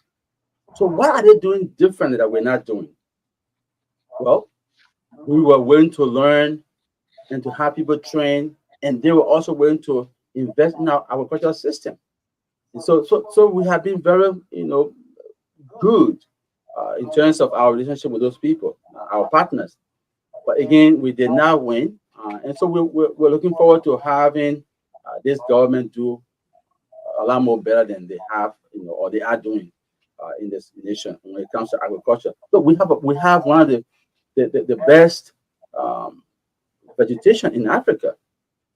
We can plant rice. We can plant like right now. I mean, corn. We can plant may even get wealthy from that. I mean, even in the U.S., we have a lot of people who eat cassava leaves, potato grains. I mean, we can have a vast effort, in that line to be able to create cassava, rice, and even export those things. We will still be a country that will prosper. So there are a lot of things that I know even during time we attempted, we had DP, LCA DP and everywhere else where we were, giving assistance, to these farmers. And we were exporting cocoa, we're exporting coffee. So we can still do that. And we had our partners who were willing to really come and invest like I just told you. If India can, of a population of over 1 billion people, can feed herself and even feed us, they can be able to show what to do. So they were willing to have people from here go and get trained. They were willing to invest mechanized farming, not only in rice. We have even talked about having a cassava plantation, where that is a very lucrative business, even in the U.S. I eat cassava leaf when I'm there. I eat potato green when I'm there. And even some friends of mine, in fact, the Spanish people, they eat that a lot. In fact, they call it yuca. And so that's something that we can even invest in. Look what's happening now. When you go to a gas station, maybe it's not here. In most places, they tell you that the gasoline is 10% ethanol. Ethanol comes from corn. We could produce that on a larger scale, and still have people live better and incentivize our farmers. So we were really about creating mechanized farming, subsistence farming, and incentivize these people. And I think that we are really taking that. Unfortunately, the ticket didn't win. And have you been contacted by the Barker administration whether you can support, help the government support this sector? Since you already have people in place? I'm waiting. Like I said, I'm waiting. The only thing is I have been a little disappointed, but I'm still okay with that. Like I said, when we signed that document to support whoever came second, to my chagrin, the Unity Party people told us that we did not endorse Barker, even in the absence of, in the presence of the testament by the foreign minister, Madam Beslow, and even Mo Ali, because they were able to tell people that, oh no, these people did endorse President Barker. But certain people in his cabinet still insist that we did not. And so, in fact, there are people who really work hard, like, what, they're not given any position. I mean, we did work, we did go places, we're all in the swamp, we're all in the mud, moving here and there. And I think I said, look, I have talked to the people, we've tried, we're not going to force them, but it's a sad thing that they did not hold, up to their bargain, their part of the bargain. We did our part, but they did not do their part. I mean, I don't want any job, but at least for the people who worked for you, who were in the swamp, who were going places, give them some job. But the RNC has, up to date, RNC has not received any position from the United Party. But that's okay. Okay. We're not going to force. But you been pushing, you and the rest of the executives from your party. We've been there several times. We've gone to the executive mansion. I don't want to call names of people we've met with, but those that are in the hiring process, we've met with them over and over. We've met with the chairman. We've met everywhere else, and like, well, go bring this person who can attest to that. We brought people. Like I said, the foreign minister attested to that. Mo Ali attested to that we did endorse President Barker, and a few other people also did that. But for some reason, those that are in charge of hiring, they're like, no, you did not. So that's okay. And I told my people, I said, well, we've tried. They said we did not. We can't force him to give up job. So we'll wait again. Life is a circle. Okay. All right. So you talked about road already. You said they're doing some intervention in road. So we are at rule of law under the arrest agenda. The last time, a long-standing case with the former Chief Justice Some people say the rule of law is taking its course. Some people say no. And where are you on this one? Rule of law, not necessarily the release of the former Chief Justice, but rule of law as it is. Well, again, I will comment that, but first of all, I want to be grateful that she's out of prison. I was one of the few, or maybe one of the, I don't know how many people, but again, I'm not a lawyer, and I really don't know a lot more detail. But for what I know, for what I heard, for what I read, I really think she was innocent, and I'm glad she's set free. Again, we're grateful. We're seeing some improvement again in the rule of law. It has not reached where we want it to be, but we're getting there. So again, I want to be grateful to all those who took part in setting her free, and everyone who is working day by day to make sure that the rule of law in this country, is enjoyed by everyone. My heart goes out to the police. We see them in the street in the rain. They're doing a lot more than we will give them credit for.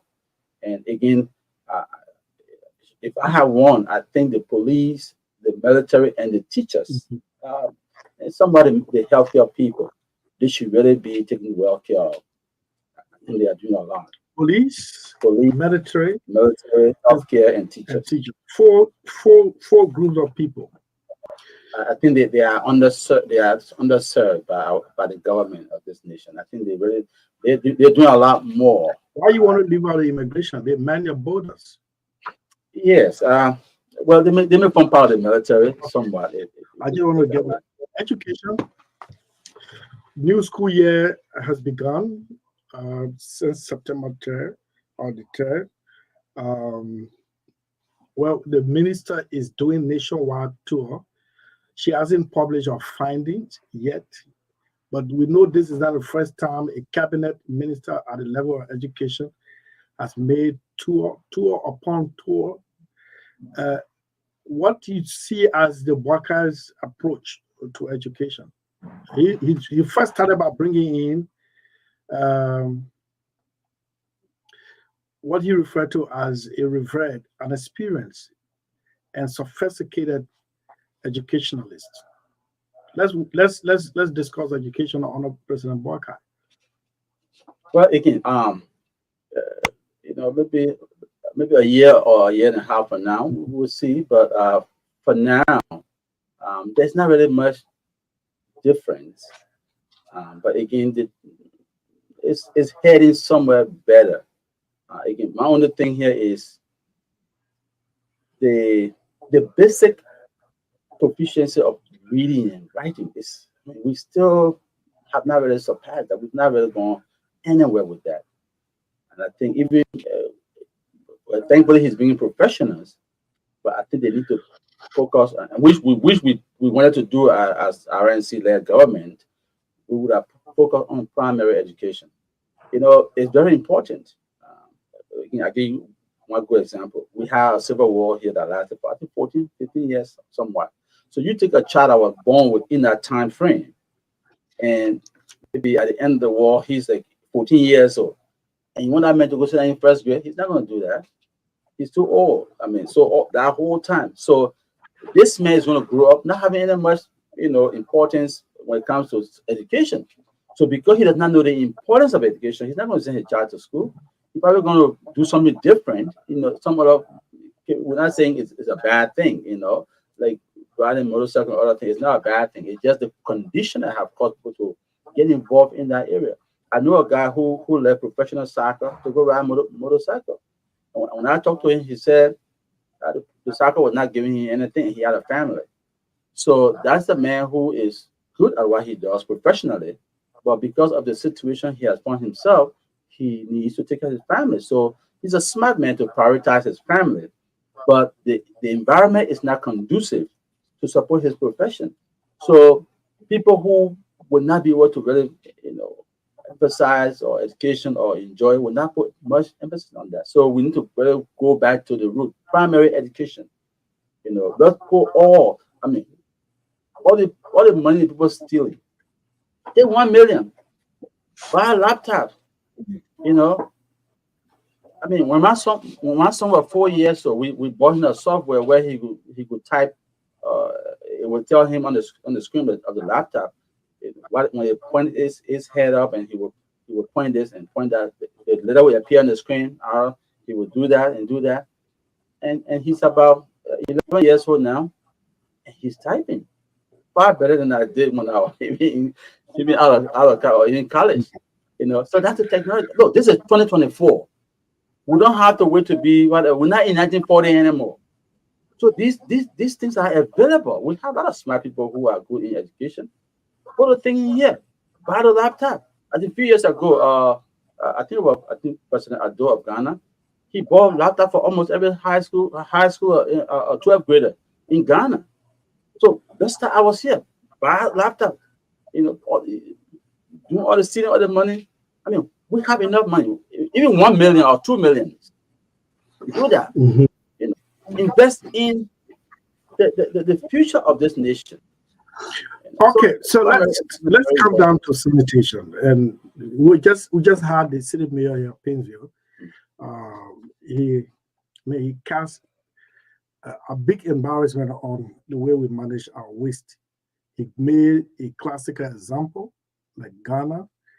Monrovia has one refill or transfer waste center. He referred in Ghana, in Accra, has over 20, and this limited capacity of our waste management has left garbage oil in the streets, least to say human feces oil in the street. What would have your government done in this area? Sanitation. Well, again, I want to first of all thank you guys. I think I may be wrong. Correct me if I'm wrong. I think this is the only show that I really put emphasis on sanitation. I think, and I want to commend you guys for that. Yeah. And that's very good. We always say a healthy nation is a wealthy nation. If you're not healthy, you're not going to do anything. So I want to say thank you. Look, again, we in 2024. We can recycle things. We have these factories that are able to recycle material. We have a lot of them that are willing to come. All you have to do is create the incentive. The perpetuity of these leaders that we have in place. Just recently, I'm not going to call a name. One official got in contact with this guy who was willing to invest about $500 or more $1 million in Liberia. And when they came, I was talking with him. He told me, he said, "Can you talk with the president?" And then I tried to call and make a few connections, but they wouldn't answer me. But he told me, he said, after the trial, they met a few people who are very close to President Boakai. And they wanted a lot more from this man. Like, he just felt like, they were out to get him. Here's a man who's trying to invest, and you're trying to get a lot more from him. You should be able to say, okay, we'll give you this, we'll create the environment for this man to invest. So in terms of sanitation, there are a lot of factories that will come here and even use our material to just recycle it, and it will be a benefit to us. In fact, there are a lot of other places, like, the US, I know there are people who will even collect a lot of trash and ship it overseas. I'm sure they do a lot of things in terms of rubber and other mineral materials.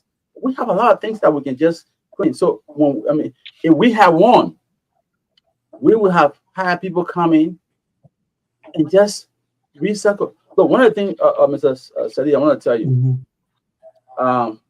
it would have been easy for us because we have, in fact, part of our plan where every house will have a big garbage disposal, and we'll give it free to you. Like maybe every certain part of the time, you have a truck that will come and collect this and then dump it and go. And you put people in the street. Pay them. Where if someone put trash somewhere, you don't just put in prison, but give them a large amount of ticket. The best way to enforce rule of law sometimes is to somebody's pocket. If you make someone pay like $1,000 US, they will not want to put something anywhere else. That's an exorbitant amount, but just an example. So you give every home You make sure every home pays for something. One thing, when something is free, especially in our setting, people don't take it for they do take it for granted. They don't respect it. So you make every home pay for a big garbage disposal. Every home, so they have to put in it maybe on a Monday or on a Tuesday. Maybe Oro is Tuesday. Everyone had to drag that thing to the road. If you don't drag it there, we'll come and see it at your house. We fine you. So over time, people will get accustomed to moving their garbage container on the road. And you have these. I know they were saying President Barker is bringing yellow machine for the road, but you can also bring trucks that will dump this thing. It's happening in other countries.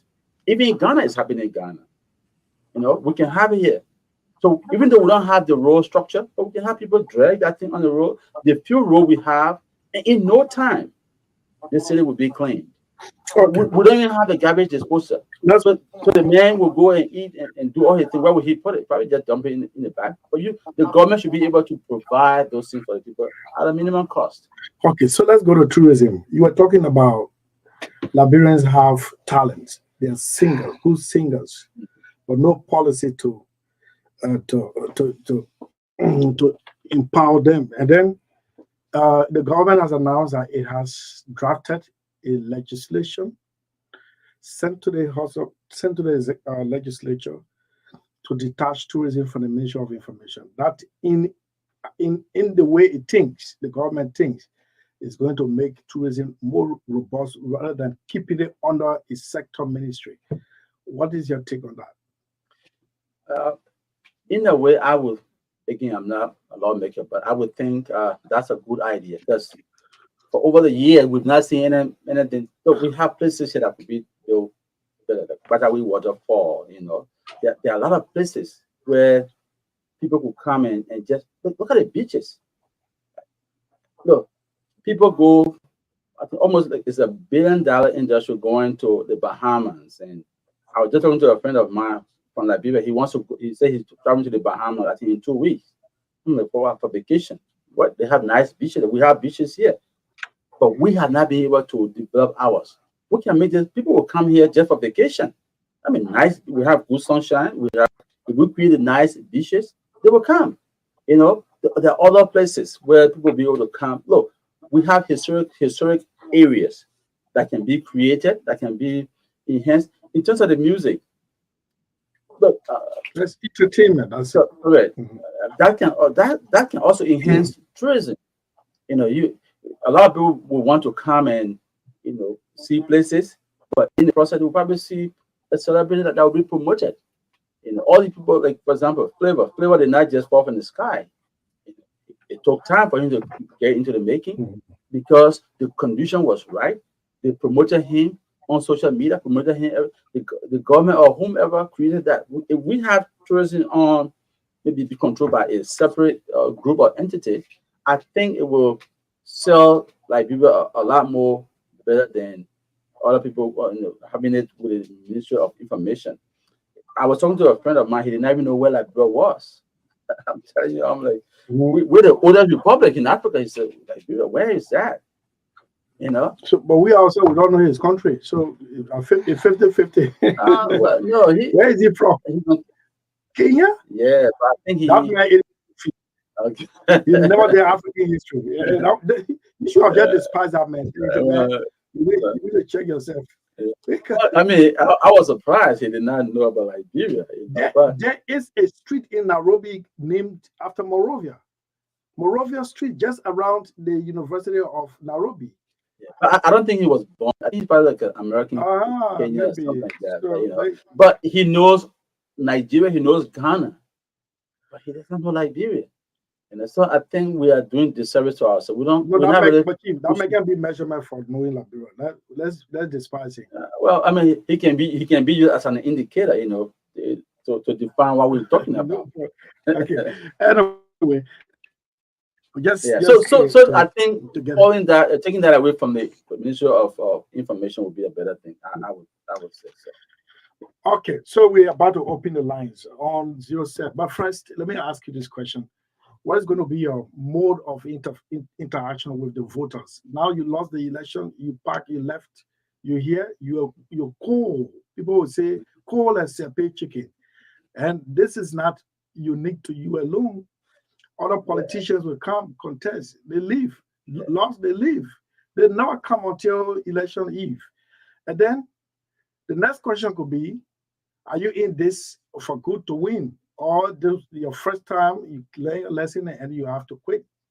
Well, again, I learned some lessons. A lot of mistakes we made. We learned a lot of things. But in fact, to tell you, tomorrow we're having a meeting. Got people coming from Grand Jita, from Lofa, from Sano, people coming from all over Liberia. We have a meeting tomorrow at our headquarters. Not convention is not yet. Just few strategies, want to put in place. Again, we're in it to win it. We believe we have a better solution, and as time goes on, I will appear here and on other shows, and we'll be able to make our case to Liberian people. And I think in due time, we'll be given the chance and we will serve the best. I've told you before, I said the day I become president, I'll be the best person I've ever had. And take my word. I will do that. People who know me will tell you that I'm very principled, I'm very disciplined, and I'm very honest. And I think I'll be able to bring forth those promises.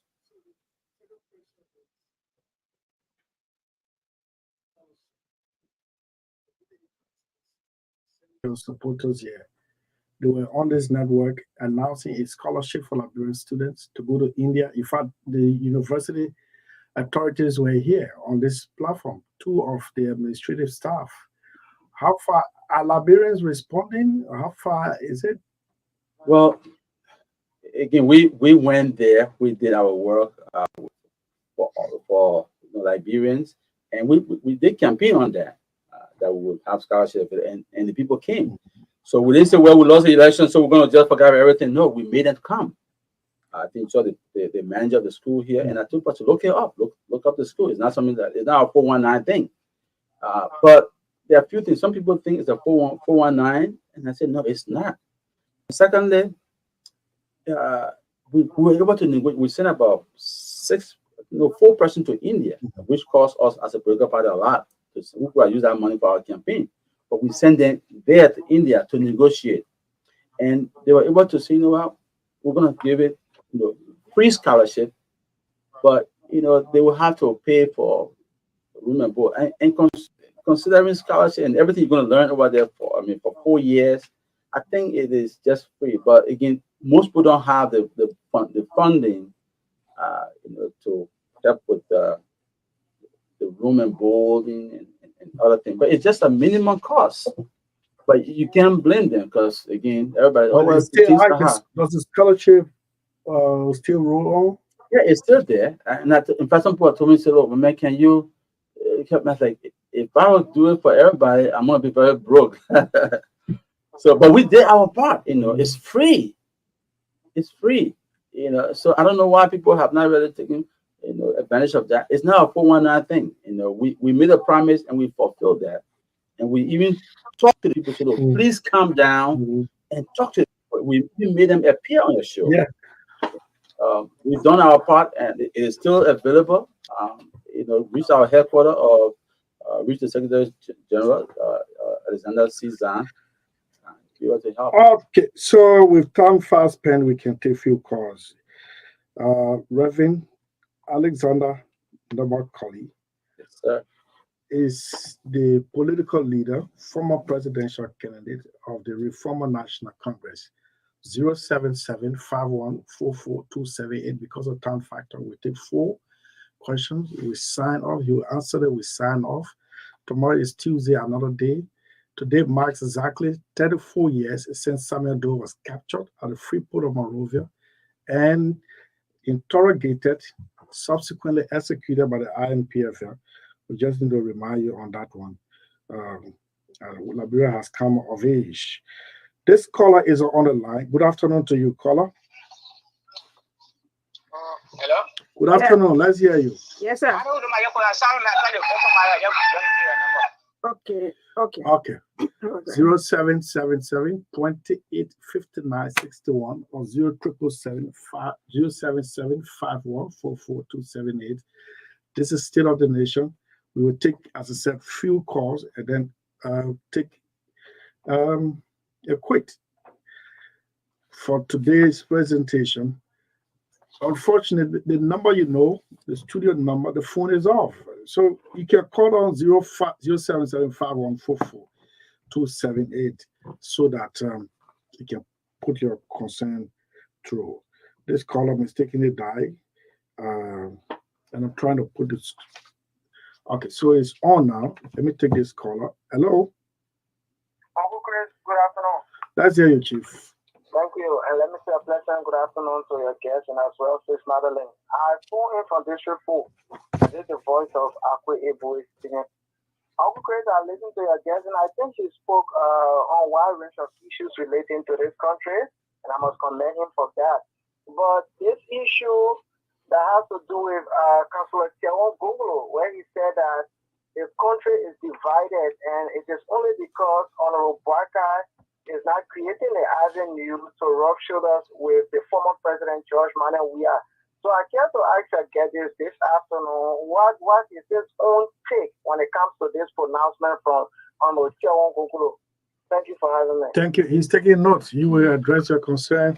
Okay. Let me take this one. Hello?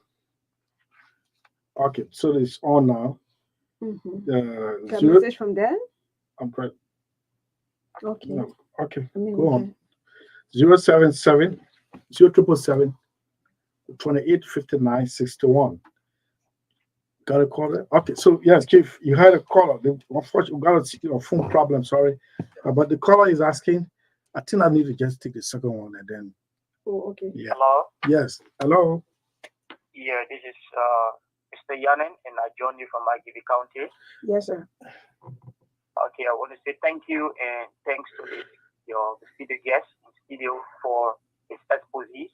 And Liberia can be the better place if we focus in a specific area. Looking at what he talked about when it comes to his plan for Liberia, we have 6 years to go. So if the studio guest can focus and invest in a specific area, I think that people going to look at that investment and Liberians going to benefit from that investment. And come 6 years from now, that will also give him an edge. He is anticipating to run as a president for the country.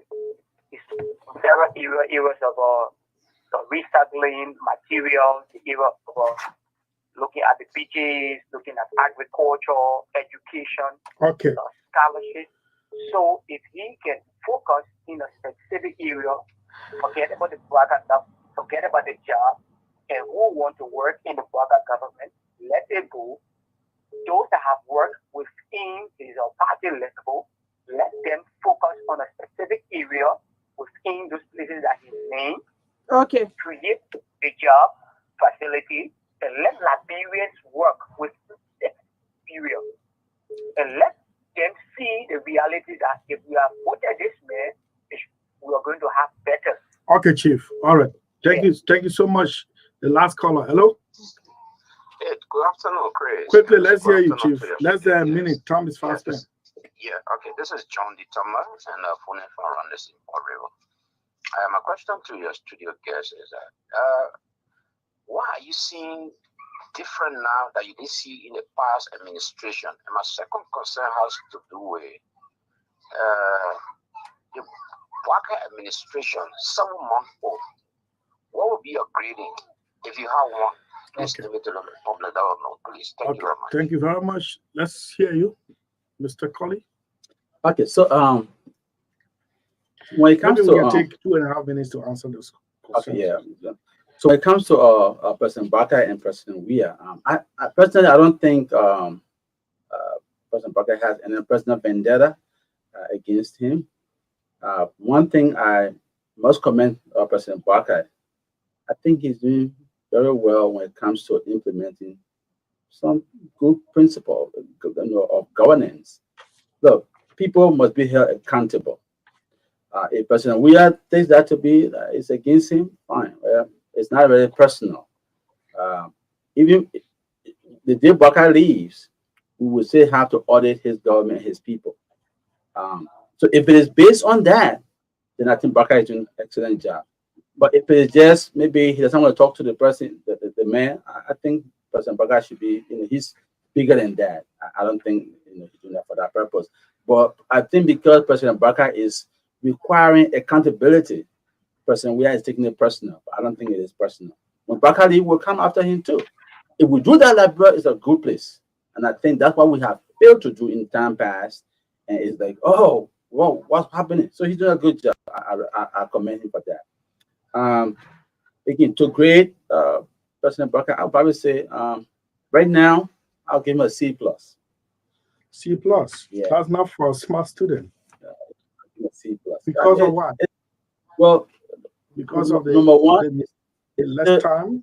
yeah, and there's room for improvement. And for the little time he had or he has had, he's not really done a lot more than I thought he would. Yeah, he's a little bit slow. And again, one thing I want to just say about here. He needs to just, I know, like today I was listening to Maka and he was talking about, well, the president had to travel, other person travel. Look, we are a growing nation. President Barker needs to stop traveling too much. And if he's traveling, cut down the staff. Use some of that money to help other people and put some things in place. They were talking about buying laptop for elementary school. Maybe half of the people who went on that trip, save that money, buy a laptop for the elementary schools, or do something for students or teachers or the police, or do something. Cut down the staff and cut down the traveling. I mean, you can send envoy, you can send representative. I mean, you don't have to go on every trip. Okay, thank you so much. Our search just reminded us that on the 13th of September, tomorrow is the 10th, Tuesday, Wednesday, Thursday, Friday, right?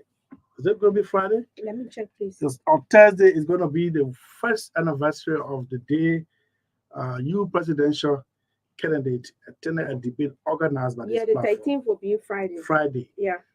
So maybe we could call you on the line to tell us whether you can still remember some of those promises. Yeah. And again, I want to say thank you. I think you guys did a very good job to get us talking. And I think people were able to listen. Again, sadly, those who did not talk won. So, but we'll still keep talking. We'll still come to debate when it's organized. We'll come back. I think you guys are doing well for our democracy. I want to commend you guys for doing that. Okay, so we invited everyone, and the CDC did not give us any response. The Unity Party said, unless the CDC appear, we will not appear. And there were 8 of you out of 20. I think that was remarkable, and including Tiawan Gonglo. And the man who took the third place, the mysterious third place holder, we're talking about Apiton. Thank you so much for coming. We appreciate your invitation. Thanks so much. This is a platform at any time. Please contact Madeline. She will create a platform or space for your appearance. Thank you so much. Thank you for having me. Thank you. I'm very glad to be here. Thank you so much. Okay, so Elijah Zizi took care of the camera, and we'd like to say thanks to all of you who came online. We're on air and online. That's how we go home on this edition of State of the Nation. Good night.